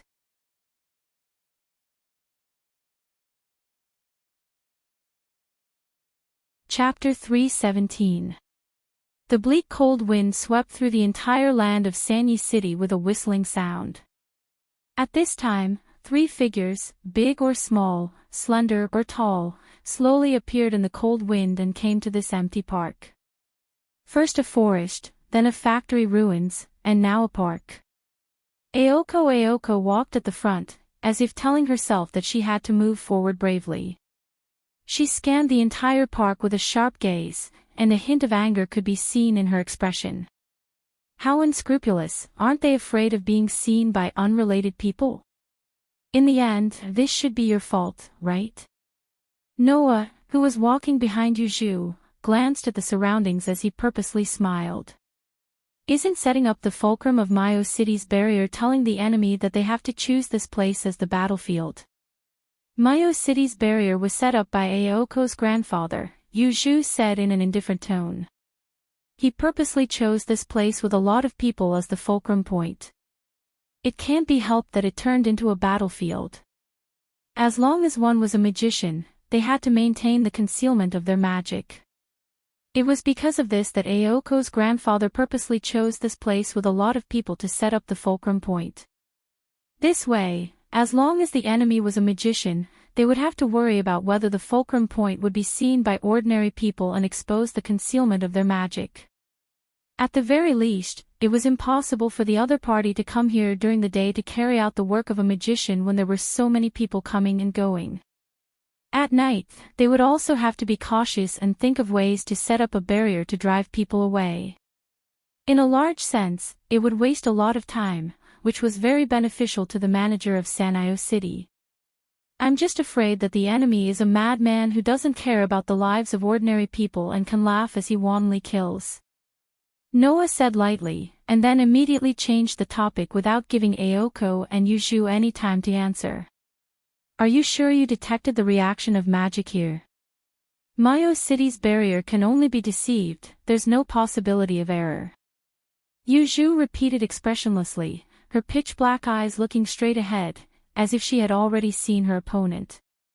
The enemy is on the move, this is something that can be confirmed. Is that sneaky bastard starting to destroy the fulcrum again? Aoko frowned. Could it be another mannequin sent out to distract the enemy? I have the same question. Noah shrugged. If that's the case, then this foreign magician's wallet is quite full. For now, the automatons that were controlled by magicians and used in magic battles were more or less useless. In terms of performance, an ordinary automaton wasn't as powerful as a familiar. If one wanted to create an automaton that could be used in battle, the cost of the materials required would be a figure that would make ordinary magicians speechless. Therefore, in this world, if there were still puppeteers who used puppets as their main method of fighting, they would most likely be collecting antiques that were left behind from the past to the present to do battle. Of course, if that was the case, the price of purchasing an automaton was also very expensive. Ordinary magicians simply couldn't afford it. Previously, Noah and Yuju had encountered two men with a split mouth in the forest. On the night when Noah's true identity was discovered, he had also broken an automaton. In other words, the other party had already used 3 expensive antiques during this period of time. If this foreign magician still sent out a mannequin this time, then one could imagine how rich his wallet was. Regardless of whether it's the real person or the mannequin, the opponent this time is Aoko. Yuju glanced at Noah lightly. Your opponent is that fantasy breed. Yuju's words made the two people present react. Noah didn't care and turned his head away, but his gaze toward Aoko was more or less serious. Aoko looked calm on the surface, but hidden in the depths of her pale eyes was a stifling pressure that made it hard for others to breathe, telling others just how difficult it was for her to calm down. Yuju acted as if she didn't care about anything else and quietly retreated to the side. No one has ever said that only magicians who can kill are mature magicians. Noah and Aoko looked at each other. After a long while, Noah closed his eyes and said as if he didn't care about her at all. Don't be ashamed of being afraid of killing. It's never wrong to cherish life. No matter if it's yours or the enemy's. After leaving these words, Noah also retreated to Yuju's side, leaving the choice in Aoko's hands. It was obvious that Aoko and Yuju wanted to deal with this foreign magician as the real birth trial of the Aoko family's magician. Noah, on the other hand, scoffed at this so-called trial. Of course, Noah wouldn't pity the state of the universe and think that killing was wrong. For Noah, killing innocent people was indeed wrong, but for this guy who deserved to die, not killing him was a crime. However, whether to kill or not, at least it was his own decision. Aoko had an unyielding character and was good at moving forward bravely, but that didn't include forcing herself. Needless to say, letting Aoko kill was forcing her. It wasn't that Aoko wouldn't kill. If she really made up her mind, Aoko would definitely be able to do it. But Aoko didn't want to kill at all. Doing something against one's will, if that wasn't forcing oneself, then what was? If one had power but couldn't make decisions for oneself, then why did one have power? Just to reach the origin. That didn't make any sense. Noah had extraordinary magic power from the moment he was born. In order to not hurt the people around him, Noah constantly trained his magic power control. Later, he gradually mastered the high-level destruction spell, Crush, and made considerable progress in the other two worlds. All of this was to protect the people around him, to protect the worlds that asked him for help. Therefore, Noah felt that it was meaningful for him to become stronger, and that his life was very meaningful. Unlike the magicians of this world, who became stronger and had power, but had to force themselves to do things they didn't want to do. If that wasn't meaningless, then what was it? Therefore, although Noah didn't completely reject the magicians of this world, he didn't have a good impression of them. But unlike Noah, a pure magician like Yuju had a completely different opinion. Magicians were destined to go against their morals. Therefore, all human rules and regulations were enemies to magicians. Therefore, when Aoko was stunned by Noah's words, Yuju's voice slowly sounded. "That's not like you." This sentence made Aoko finally make up her mind. Yes. Hesitation was not like Aoko at all. No matter what, since she had decided, she had to do it. This was Aoko. Seeing the determination in Aoko's eyes, Noah still didn't care and smiled, and turned his head away. At this point, it was Aoko's problem to choose her own future. After all, Noah was rather impressed by Aoko's perseverance and willpower. At that moment, Noah closed his eyes, and his sensing ability was fully activated in an instant, covering the largest range with him as the center. The next moment, Noah and Yuju raised their heads at the same time and said in unison, "They're coming." Aoko's body tensed up. At the same time, in the shadows around the park, black shadows quietly appeared. Click, click, click, click. When the mechanical footsteps sounded and became more frequent, not only Aoko and Yuju, but even Noah was shocked. Click, click, click, click. Amidst the increasingly frequent footsteps, the black shadows that resembled giant ants gradually surrounded them and were exposed under the moonlight. They were puppets. The puppets had no adornments on their bodies. Their skin was as cold as steel, and they were like the dolls in the clothing stores. They walked on all fours and surrounded them step by step. From the looks of it, there were at least 30 of these puppets that were surrounding them. In terms of the price of puppets, all of them added up to a sky-high price.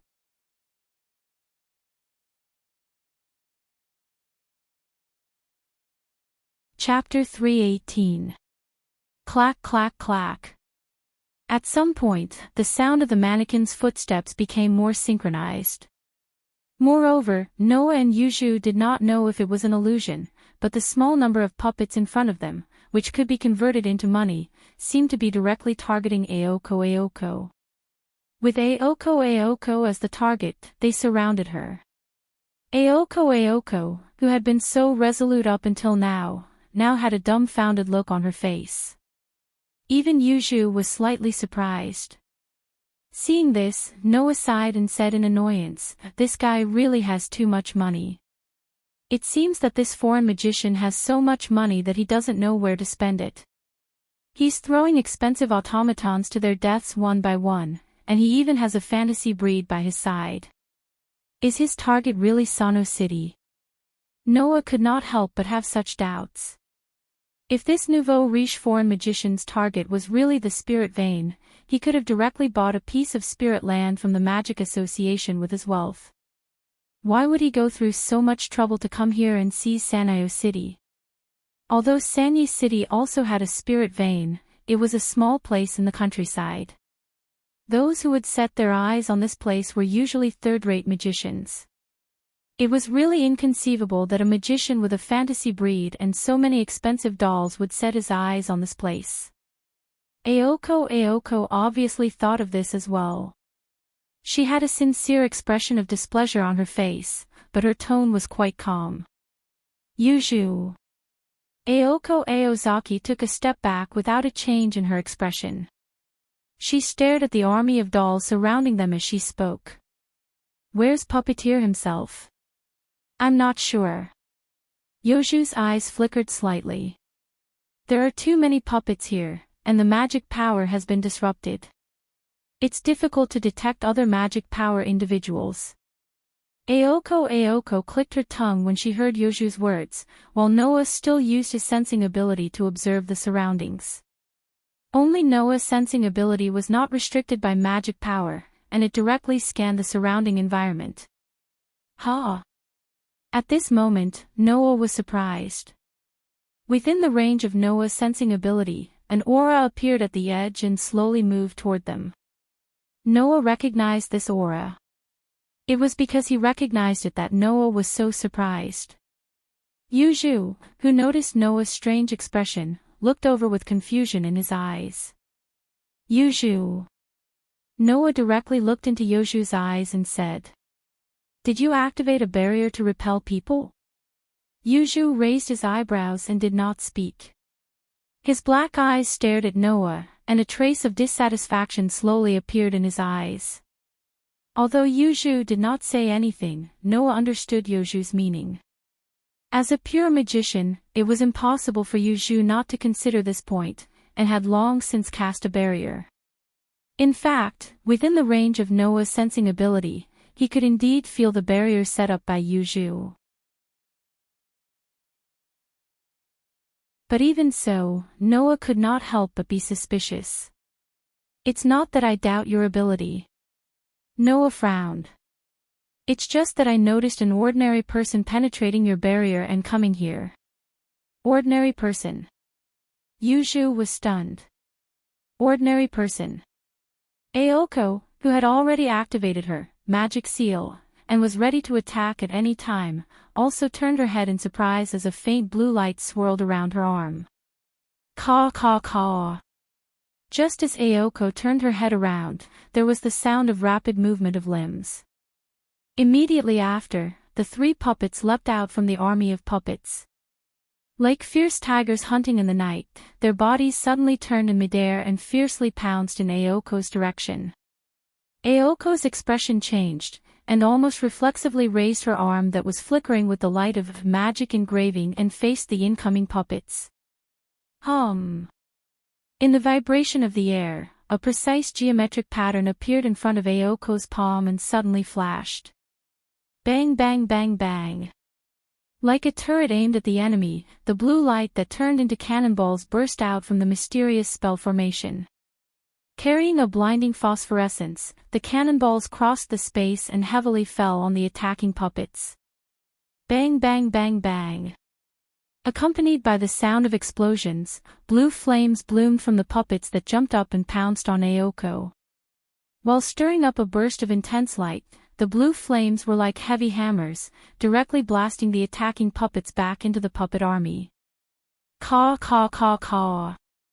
As if receiving a signal, all the hair-raising, naked puppets in front of Ayoko shot out like bullets with their limbs stretched, and amidst the mechanical caw-caw sound, they violently attacked Ayoko's direction. The number of the automaton puppet army was at least 30. The maximum number of magic bullets that Ayoko could shoot in a day was about 30, and she couldn't shoot all of them at once. At most, she could shoot 4 at a time. Therefore, when the army of puppets swarmed towards her like a swarm of bees, Aoko only had time to raise her hand, which was covered with a glowing spell formation. She didn't even have time to replenish the number of magic bullets before the army of puppets arrived in front of her. Collect! A voice rang out behind Aoko, accompanied by a dense phosphorescent light that illuminated every corner of the surroundings. Cast projection. As soon as he said that, the blue phosphorescent light turned into a resplendent beam of light. Like a meteor flashing through the night sky, it brushed past Aoko's side, causing half of her body to heat up. Her skin turned red from the friction. Then, the meteor-like beam of light swept through the swarming puppet army. Bang! A dazzling light exploded. Whoosh! A strong gust of wind spread. The puppets in the torrent of magic power seemed to be directly vaporized. They suddenly burst into flames and turned into stinking smoke, rising into the air and dissipating with the wind. After a while, the light and wind disappeared at the same time, leaving behind a scorched earth that seemed to have been burned by flames, and scattered on the ground, leaving behind some broken limbs and broken bones of the puppets. That scene was extremely frightening. Whether it was Aoko or Yuju, both of them looked at Noah with an incredulous expression as he raised his hand in front of him that was flickering with phosphorescence. This was especially true for Aoko. Recalling the beam of light that had formed a magic bullet that was like a meteor, she looked at Noah as if she had seen a ghost. If she had restrained her magic power and had enough time to chant, Aoko could have used the magic bullet just now. However, not only did it require the assistance of the magic seal, but it also required the consumption of all the magic power in the body to obtain the magic bullet of that scale. Now, this trump card that Aoko could only use once, not only did Noah casually use it, but he also looked relaxed, as if he didn't consume any magic power at all. This guy, is he really a monster? Don't be in a daze. Noah, who put down his hand, looked at Aoko and Yuju's stunned expression, and sighed in a deep voice. Even if I make a move, the result is still too late. Saying such a sentence, Noah turned sideways and looked at the entrance of the park. Aoko and Yuju, who looked at the front through Noah's body, finally saw it. At the entrance of the park, a figure stood there. He was wearing the student uniform of Miyamoto High School, with messy hair, a somewhat thin figure, and a somewhat simple and honest expression. However, that simple and honest face of his was completely dumbfounded at this very moment. The person who came was the recently transferred student of Miyamoto High School, Shizuka Kusanagi. Yoju's pitch-black eyes suddenly focused, and a flame-like magic power rose from his body. Aoko sucked in a breath of cold air, and immediately understood. The transfer student in front of her, who came from the mountains, saw everything that just happened. As an ordinary person, he witnessed the miracle of a magician. You guys. Shizuka Kusajikuro seemed to be unable to recover from the scene that he saw. Looking at the burning remains of the puppets and the broken limbs on the ground, he couldn't help but take a step back. The whole place was dead silent.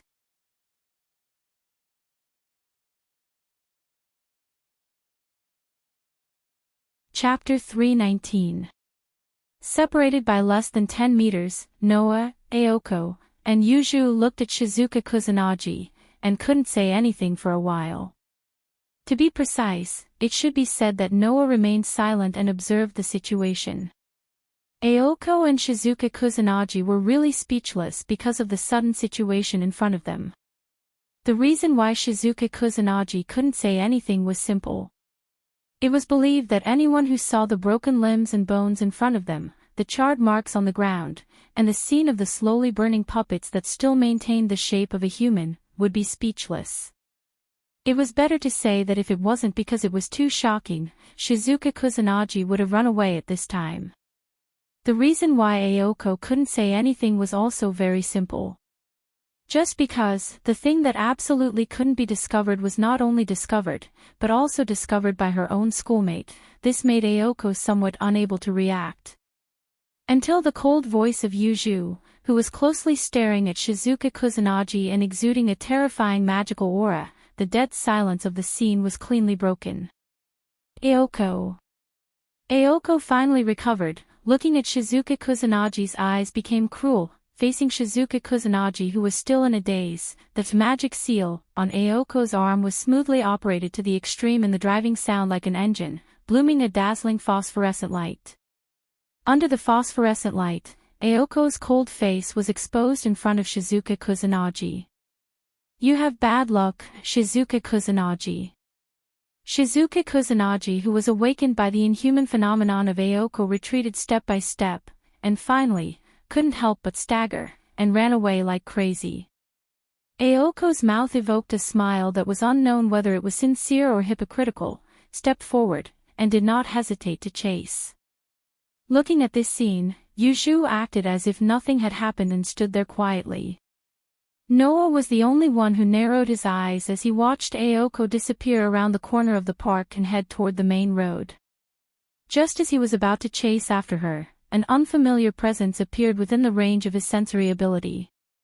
Noah, who had just taken a step forward, narrowed his eyes. This was because this aura that appeared in the range of her senses not only didn't feel like a living person at all, but it also had a trace of magic power. It was approaching Aoko at an astonishing speed.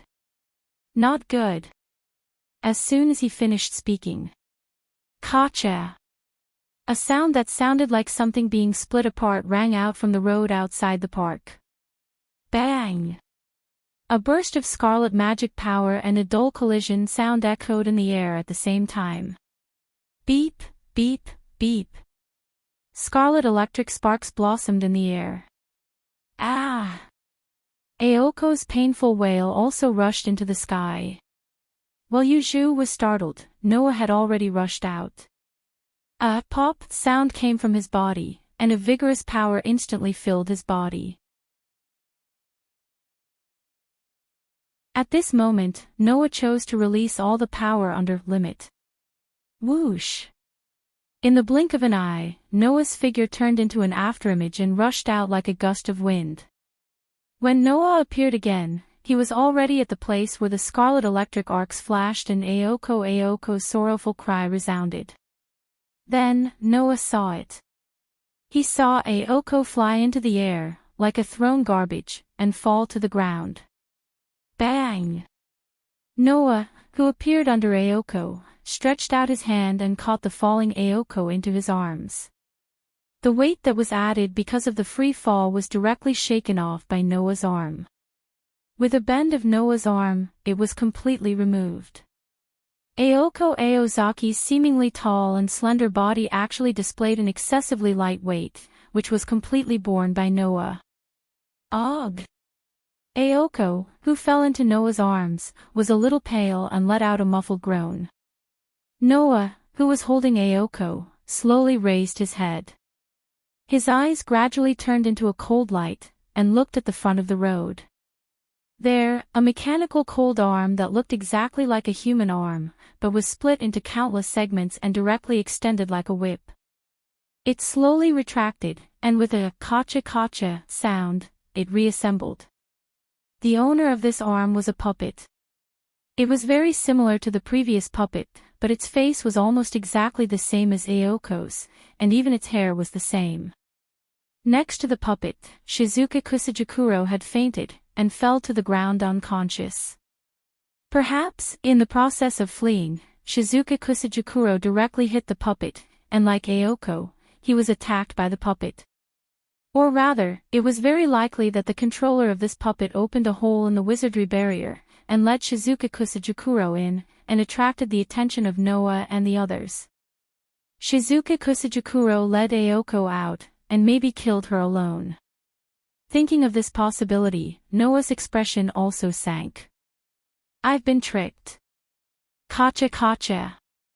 Not knowing if it heard Noah's voice, the puppet that looked like Aoko raised its hand mechanically and clumsily, and pointed in the direction of Noah.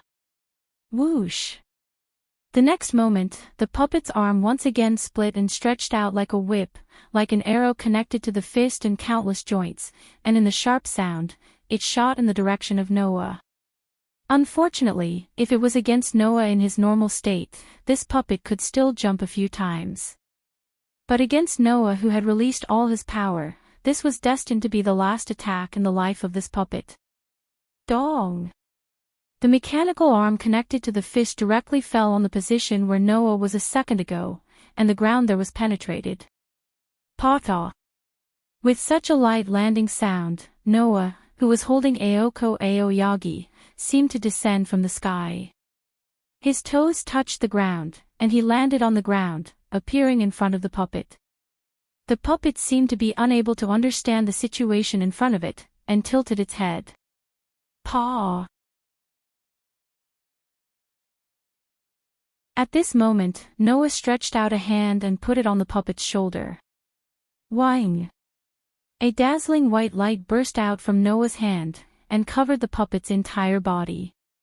Bang! In the white light, the puppet's body seemed to be evenly cut into pieces.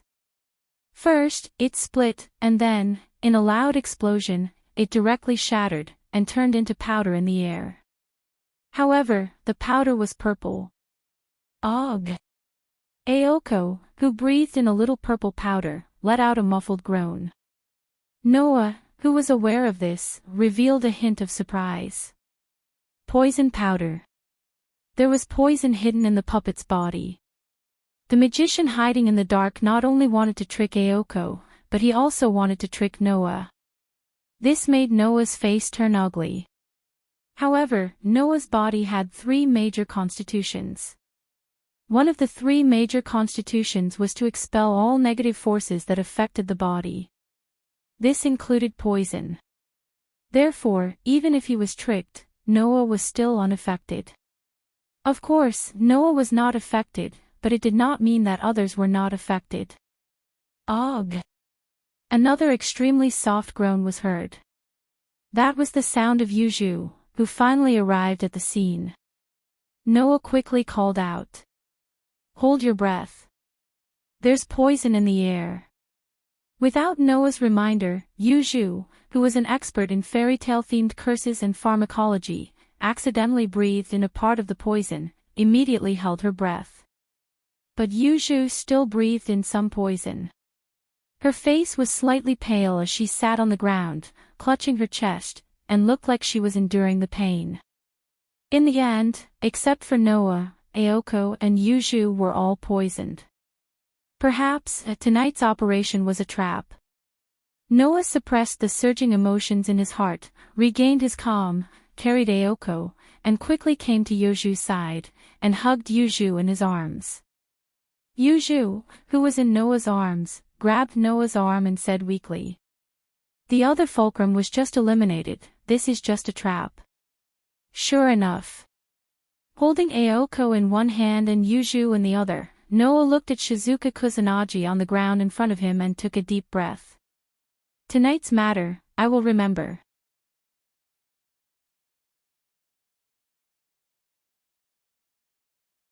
Chapter 320. In the pitch-black night, the manor house on the hill lit up, illuminating the surrounding wasteland. After turning on the lights, Noah placed the 2 girls in his arms on the sofa. Looking at the pale faces of Aoko and Yuju, he stood up and walked to the middle of the living room. Whang! A dazzling golden light rose from Noah's body, covering the surrounding lights that were abnormally dim in comparison and filling the entire living room. Under the dazzling golden light, a scabbard quietly appeared. Noah grasped it in his hand and raised it high above his head. Whang! Suddenly, with the golden scabbard as the source, an intense dazzling light soared and covered everything in the living room. Under the dazzling light, Aoko's pale face gradually improved and regained a bit of color, making her face that was previously filled with pain look a lot more relaxed. The scabbard named Avalon originally had an extremely powerful healing ability. As long as it was not a fatal injury, and its owner could provide it with sufficient magic power, then Avalon would definitely be able to completely heal the person's injuries. The only difference was how long it would take. Otherwise, Avalon would not be called a mobile stronghold. Under the healing of Avalon, the wounds on Aoko's body were negligible, and it didn't take much effort to heal them all. Undoubtedly, it was such a tyrannical treatment, but Aoko's complexion did not improve after recovering to a certain extent, as if the treatment of Avalon was no longer effective. On the other side, Yoju's pale face, bathed in the light of Avalon, did not improve at all. Her expression was still the same, with a bit of pain. Seeing this scene, Noah was not surprised at all and bitterly smiled. Sure enough, Avalon can only heal injuries and not detoxify poison. This has nothing to do with Avalon. Yuju, who was lying on the sofa, forced herself to make a weak sound. The poison dissolved after entering our body. Without the poison, even if your Avalon could detoxify the poison, it would not be effective. Hearing this, Noah was slightly startled. The light of Avalon in his hand gradually converged and turned into a stream of light, once again entering Noah's body. You said the poison is gone. Coming to the sofa where Yuju was lying, Noah, who was kneeling on one knee, looked at Yuju's still pale face and suspiciously asked. Since the poison is gone, what's going on with your current situation? That is the neurotoxin used to block the magic circuit. The answer to Noah was not from Yuju, but from the sofa on the other side of the sofa, with the same weak but strong voice. Aoko, who had already woken up, seemed unwilling to let others see her weak appearance. Ignoring her still weak body, she propped herself up and leaned against the back of the sofa as if she had lost the last bit of her strength, laughing bitterly. Although I don't know what kind of poison it is, I can feel that my magic circuit has been completely blocked. Magic can't flow at all of it is squeezed on the circuit. If this continues, our magic won't be able to flow again, right? Is the magic power blocked? Noah muttered to himself as he looked at Yuju. Can it be detoxified? After the poison entered our body, it directly blocked our magic circuit, and then it was digested. Yuju clutched her chest, a rare trace of annoyance appeared in her voice. There is no poison at all, then don't talk about detoxifying it. Yuju, what should we do? Aoko spoke with the same cold tone as before, as if there was nothing wrong with her body. If this continues, we will be directly eliminated from this battle, right? Magic was blocked and unable to flow, which meant that Yuju and Aoko couldn't use magic at all. Even if their strength was slowly recovering, their body was also recovering little by little. If they couldn't use magic, then next, if the magician who tricked them continued to attack the rest of the boundary fulcrum, Aoko and Yuju wouldn't be able to go out and face the enemy. Actually treating me like an idiot, I will never forgive that guy. If I don't teach him a lesson, I won't give up. Aoko said in her own voice, even if it was slightly weak, it was full of determination. Moreover, I don't want to be sold by those people in the church. Hetian Church was nominally assisting Aoko and Yuju. It seemed like this, but in fact, Hetian Church only needed to assist the manager of Sanayo City's spiritual vein, not Aoko and Yuju. If they found that Aoko and Yuju had no way to win the battle against the foreign magician, the church would not hesitate to abandon Aoko and Yuju, and start to assist the future manager of the spiritual vein, right? Yuju was naturally aware of this point. After a moment of silence, she raised her pale little face. Now, the magic in our body can't flow again because it was blocked too much before, and now it's all squeezed together and can't be activated. Does that mean our magic circuit is in a traffic jam? Aoko looked at Yuju. What's the solution? Inject magic into the magic circuit. Noah, who had been silent, suddenly said. If it doesn't move, add new power to push it, right? Yuju slowly nodded, making Aoko's face show an angry expression. We can't use any magic at all now. How can we push the magic circuit? Yuju nodded again, but this time more or less with a little helplessness. On the side, Noah, who was listening to the conversation between Yuju and Aoko, fell into silence. If one observed carefully, one would find that Noah's face showed hesitation and an extremely awkward and unnatural expression. After Yuju proposed the plan, Noah remembered a book he read in Aoko's study. That book recorded a method to inject magic into others. However, that method, no matter who thought of it, would hesitate, and Noah was full of awkwardness and hesitation. Aoko, who inadvertently saw Noah's performance, raised the corner of her eyes and directly said, "Did you think of a way?" Yuju also turned her head and looked at Noah. Under the gaze of the two girls, Noah's expression became more and more awkward, and after a while, he asked with a wry smile, "Do you really want to recover?" "Nonsense." Aoko gritted her teeth and said, "I must return all the suffering I suffered today to that guy who hides his head and shows his tail. I don't like others to rob me." Yuju continued Aoko's words and looked at Noah. "No matter who it is." Hearing this, Noah's awkwardness turned into hesitation, and finally, he let out an unprecedentedly long sigh. "This is what you said, don't regret it." After that, Noah stood up and directly sat on the side of Yuju's sofa. He stretched out his hand and gently picked up Yuju, who was lying weakly on the sofa. Then, there was no then.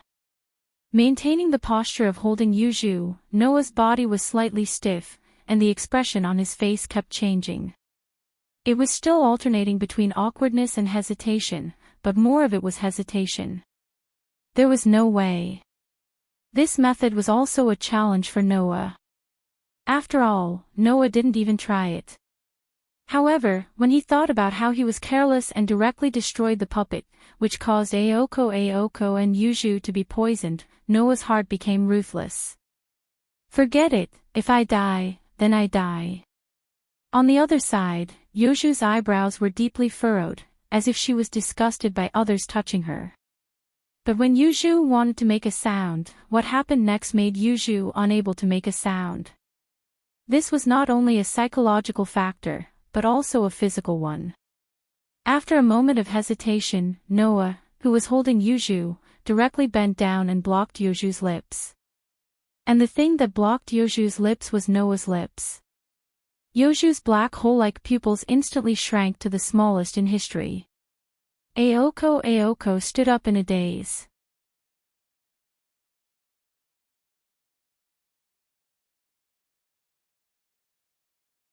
Chapter 321. Mana was basically energy that could only be maintained within the magician's body. Once it was released to the outside world, it would immediately turn back into life force and spread into the originator. However, a magician's body fluid was extremely easy to contain mana. Even if it left the body and was released to the outside world, it could still be temporarily preserved and maintain mana. Thus, if one could directly drink a magician's body fluid, one could also achieve the goal of replenishing mana. It was said that magicians who were worried about money would even sell their body fluid to the Magic Association in exchange for large amounts of money. Aoko Aozaki and Yuju both required external magic power to reactivate their magic circuits. As long as Noah could pass his mana to Aoko and Yuju, the magic circuit of the two girls could be reactivated. Originally, Noah wanted to let Aoko and Yuju drink his blood to replenish their mana, but after careful consideration, he gave up on that idea. Noah's body was not an ordinary body. Noah's body had 3 extremely special constitutions. In the world of Pitch Black Bullet, blood could affect the body of the cursed child to a certain extent. In this way, Noah was not sure if his blood would have some effect on the magicians of this world. If it was a good effect, then it would be fine. But if it was a bad effect, then it would be too late to say anything. Thus, after a mental struggle, Noah still chose to use his saliva. Ugh! Ugh! Yuju, whose lips were directly covered by Noah, let out a whimper. Her heart, which was not easily disturbed, was completely disrupted by Noah's actions. Especially when she sensed that Noah had pried open her lips and her tongue had been captured by the tongue of this man who was having the most intimate contact with her in history, Yuju started to struggle in a panic. Her slender arms kept pushing Noah's shoulders. And Noah, who had already thrown caution to the wind, did not care about Yuju's struggles. For a penny, for a pound, for a pound, for a pound, he rolled up Yuju's small tongue and fiercely entangled it. Noah did not know that when he was a child, Mira and Lisanna, those two little girls, had already stolen his lips. Thus, in Noah's memory, this was definitely Noah's first kiss. Feeling the soft and small lips pressed against his own, as well as Yuju's panicked tongue continuously attacking him, Noah felt as if he had been electrocuted, and his mind was in chaos. Even Noah, who was good at controlling his emotions, was like this, let alone Yuju. Yuju's heart was already completely occupied by panic, even her mind was blank. She only subconsciously used her arms to press on Noah's shoulders, while whimpering and pushing. Unfortunately, Yuju's strength was no different from nothing for Noah. Furthermore, Noah didn't forget about the important matter at hand. He forcefully suppressed the agitation in his heart and his longing for those soft lips and tongue, allowing his magic to pass through his lips and into Yuju's body. Ugh! Not long after, Yuju's rapid and weak breathing reverberated in the air, unable to be suppressed, and began to reverberate in the living room. Looking at Noah, who was roughly kissing Yuju in front of her eyes, with her eyes tightly closed, and her strength to struggle became weaker and weaker. Her pale cheeks gradually flushed red, Ayako felt as if someone had knocked her on the head, and she did not recover for a long time. The heavens pity her. On the surface, Ayako looked like a big sister, but she did not even have the experience of holding hands with a boy, let alone kissing, or even watching others kiss. What's more, the one being kissed in front of him was not someone else, but a pure-blooded witch, a pure-blooded magician. Hidden in her petite body was a power that made countless magicians exclaim in admiration, Joyuan Temple Pearls. One could imagine the impact Ayako felt. After an unknown amount of time, Noah and Yuju's lips finally parted. Pang! When Noah subconsciously let go of her hand, Yuju's body directly collapsed onto the sofa. Her black hole-like eyes couldn't help but slacken. She panted rapidly as if she was out of oxygen, and her chest heaved up and down. Huff, huff. Not to mention Yuju, even Noah was slightly panting. Looking at Yuju, who collapsed on the sofa, his heart beat faster and faster, and his heart was filled with disbelief. He could not believe that he had actually done such a thing. Fortunately, Noah did not forget that he still had another patient. At that moment, Noah turned his head and stared at Ayako with a crazy gaze, as if he was about to jump off a cliff. Ayoko's heart suddenly jumped, and she woke up with a start. Before she had time to question Noah, Ayoko's heart was filled with a strong sense of foreboding. This ominous premonition made Ayako panic like never before. She shouted at Noah, trying to put up a strong front but feeling weak at heart. "What do you want to do?" Being stared at by Ayoko's vigilant and panicked eyes, Noah's heart could not help but beat like a drum. But since he had even kissed the pure-blooded witch Yuju, what qualifications did this bad-tempered trainee magician in front of him have to make him back out? With this thought in mind, Noah walked over to Ayako and tried to persuade her. It was an expression and posture that showed that he was really going to throw caution to the wind. "Who told you to come over?"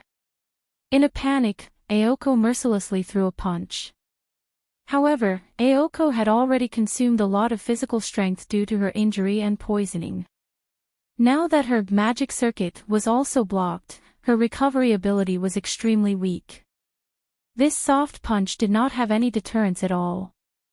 Paw!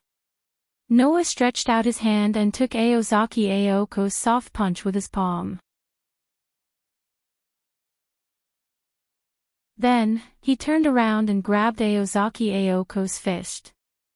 With a forceful pull, he pulled the flustered Aozaki Aoko into his arms. Without giving Aoko a chance to retaliate, Noah fiercely covered Aoko's mouth. Ugh! Ugh! Aoko's depressed and panicked whimper turned into an echo, and together with the sound of alternating lips and tongues, it kept lingering in the entire living room. For a long time, it did not stop. When he walked out of the living room, Noah felt that his body was floating. In the living room behind him, the panting of Yuju and Aoko still did not stop. If someone saw Noah walking out of a room with the panting of a girl in a floating state, they would definitely think that it was a romantic scene. In fact, what Noah had done was much better than what she had imagined. After all, Noah did not take advantage of the situation. Although he was almost captured by the feeling that he had never experienced before, he still controlled it. After transferring enough magical power to Aoko and Yuju, he immediately stopped what he was doing and left the living room. If he continued to stay there, Noah could not guarantee that Aoko and Yuju, who had recovered, would not be mad at him. Phew! Noah let out a heavy sigh of relief. Pressing his chest, he smiled embarrassedly. It's not a big deal. That feeling, after saying this sentence, which sounded like he had given up, Noah shook his head, walked into the hall of the mansion, and looked in the direction of the entrance.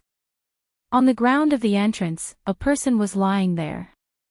Impressively, it was Shizuka Kusajikuro. While bringing back Aozaki Aoko and Yuju, Noah also brought back Wild, who was unlucky. He didn't know if it was because she was used by that foreign magician to ignore Yoju's barrier and break into the park. Whether or not he was used, Shizuka Kusajikuro witnessed the scene of the magician using magic, which violated the magician's concealment principle. Perhaps, even if Noah let Shizuka Kusajikuro go, Aoko, Yuju, and even the foreign magician who might have used him would chase after him to kill him. Since that was the case, it was better to bring Shizuka Kusajikuro back and think of a way to solve this problem. Of course, Noah did not think of killing Shizuka Kusajikuro. He still had a good impression of this simple young man. Thinking of this, Noah came in front of Shizuka Kusajikuro, squatted down, and patted his back. You were unlucky to break into the park, but you were lucky to have met me. After that, Noah carried Shizuka Kusajikuro on his back and brought him to the second floor to his room. The night passed quietly.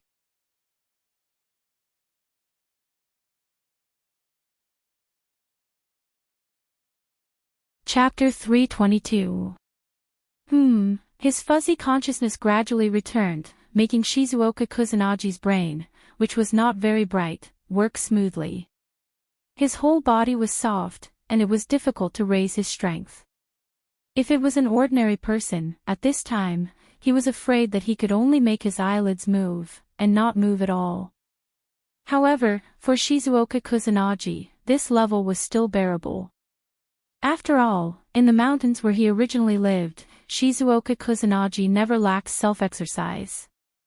Regardless of will and strength, in terms of control of the body, in theory, Shizuoka Kusunagi would not lose to anyone. Therefore, even if there was only a little strength, Shizuoka Kusunagi successfully instilled it into his body. What Shizuoka Kusunagi needed to do was to open his eyes. The originally dark vision became bright as he opened his eyes. What was imprinted in Shizuoka Kusunagi's eyes was an unfamiliar ceiling and room. Before Shizuoka Kusunagi could understand the current situation, a voice sounded from his side and passed into his ears. Are you awake? Hearing this voice, Shizuoka Kusunagi instantly woke up and turned his head reflexively, looking at the source of the voice.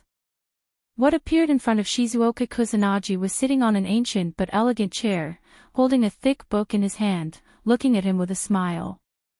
You actually woke up in one night. You're more capable than I thought." Hearing this familiar voice, looking at that familiar face, all the memories that were sleeping in Shizuoka Kusunagi's mind suddenly came back. Even if the brain was not very bright, Shizuoka Kusunagi still had a way to remember simple things. Therefore, Shizuoka Kusunagi remembered that the person in front of him was a student of the same school as him. And along with this memory, everything that had happened last night also returned. In the park where the cold wind was howling, the ground was scorched black as if it had been burned, and there were broken limbs and slowly burning human bodies everywhere. The person in front of him was standing in the middle of that hellish scene. Shizuoka Kusunagi's whole body shook, and suddenly jumped up from the bed. Shizuoka Kusunagi's first reaction was to escape. Whing. However, just as he sat up, a mysterious rune suddenly appeared in front of his chest, blooming with a faint light, illuminating his whole body. The moment this rune appeared, Shizuoka Kusakajuru's body stiffened, and he could no longer move. This made Shizuoka Kusunagi's eyes widen, and for a moment, he lost all reaction. "I knew your first reaction would be this." Without any surprise, Noah closed the book in his hand and looked at Shizuoka Kusunagi calmly. "You don't have to be afraid. Although your current situation can't make you feel at ease, you're still safe in my sight. So, if you want to escape, don't blame me for not warning you. Once you're out of my sight, I won't be so idle as to specially protect you." After saying that, Noah stretched out his hand and snapped his fingers. The rune that appeared in front of Shizuchi Kusajuru's chest disappeared like flying ash. Seeing such a miracle, Shizuka Kusakuro touched his chest with a strange expression, and then sighed sincerely. "So powerful." Hearing this, Noah was startled, and his expression more or less carried some surprise. The rune just now was actually one of the elementary uses of the rune that Noah recently learned. The so-called rune refers to the ancient text that was circulated in ancient Northern Europe. This was a symbol of sacred text, and each text contained a unique power. If they were written with magic, then the power of the text could be awakened. The rune that just froze Shizuka Kusakuro was a rune that had a binding effect. It was a rune that could only be used to simply freeze the body of others. The effect on magicians was not very big, because it would be scattered by the magic flowing in the magic circuit. It would be better to say that the rune that Noah learned so far was basically elementary, and most of them were simple runes that did not have much effect on ordinary magicians. It could be regarded as an elementary rune. There was no other way. Although the rune was extensive and profound, Aoko's study room had elementary magic. If Noah wanted to learn advanced rune, then he would have to find another way. However, this elementary rune was already very magical for ordinary people, and it was enough to make ordinary people stunned. But although Shizuka Kusakuro's face was filled with emotion and surprise, there was no shock at all. This made Noah curious. Immediately, Noah directly asked, "Aren't you afraid?" "Afraid?" Shizuka Kusakuro was puzzled from the bottom of his heart. "Why? Why?" Noah laughed. Just as he was about to explain, he suddenly remembered Shizuka Kusakuro's background. Shizuka Kusakuro grew up in the mountains, and there was no electricity in his previous life. He was very surprised when he saw the school. This made Itamu, who was in the same class as Noah, feel more than once that life was unimaginable. Then, for Shizuka Kusakuro, life in the city was also unimaginable, right? The life of a magician was even more so, wasn't it? Then, for Shizuka Kusakuro, what was magic? I say, Shizuka Kusakuro. Noah had a guess. Don't tell me you think that the people in the city can suddenly bind your body and make you unable to move. Shizuka Kusakuro was stunned. Isn't that so? This time, Noah understood, and he did not know whether to laugh or cry. Forget it, it is very troublesome to explain it to you, so I will let the owner of this mansion explain it to you. With that, Noah stood up, picked up the book, and turned around. Follow me. When Noah came to the living room, Ayako Aozaki and Yuju seemed to have just finished their breakfast and were sitting on the sofa in the living room, sipping black tea.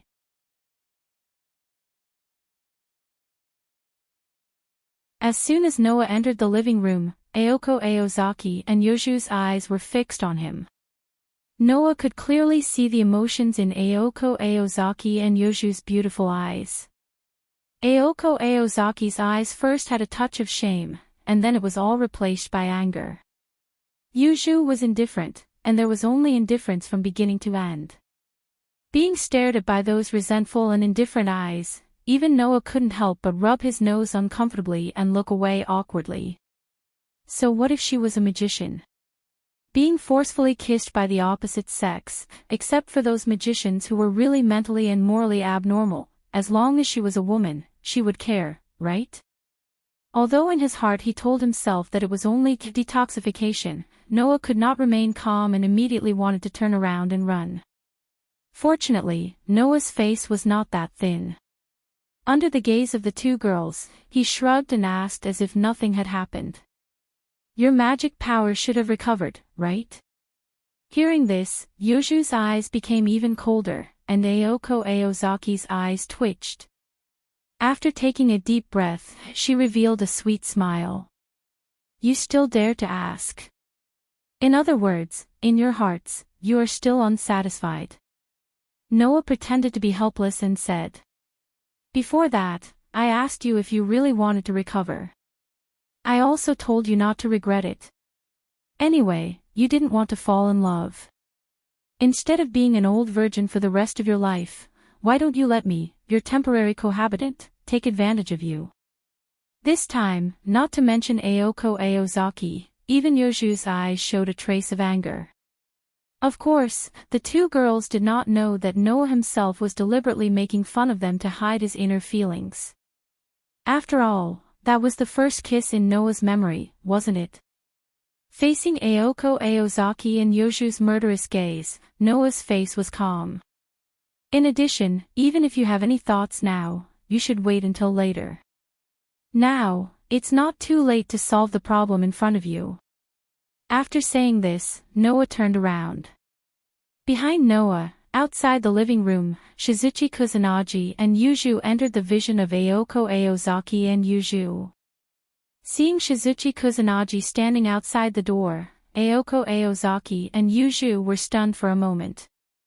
After they reacted, their expressions suddenly became serious. You're tuning into the LoveLore Library YouTube channel. We're so grateful for your support, and don't forget to subscribe to join us on this incredible journey through captivating stories. Your generosity through donations truly makes a world of difference, as it's the primary source of revenue that allows me to expand and enhance this channel for you. Thank you from the bottom of my heart for being a part of this adventure.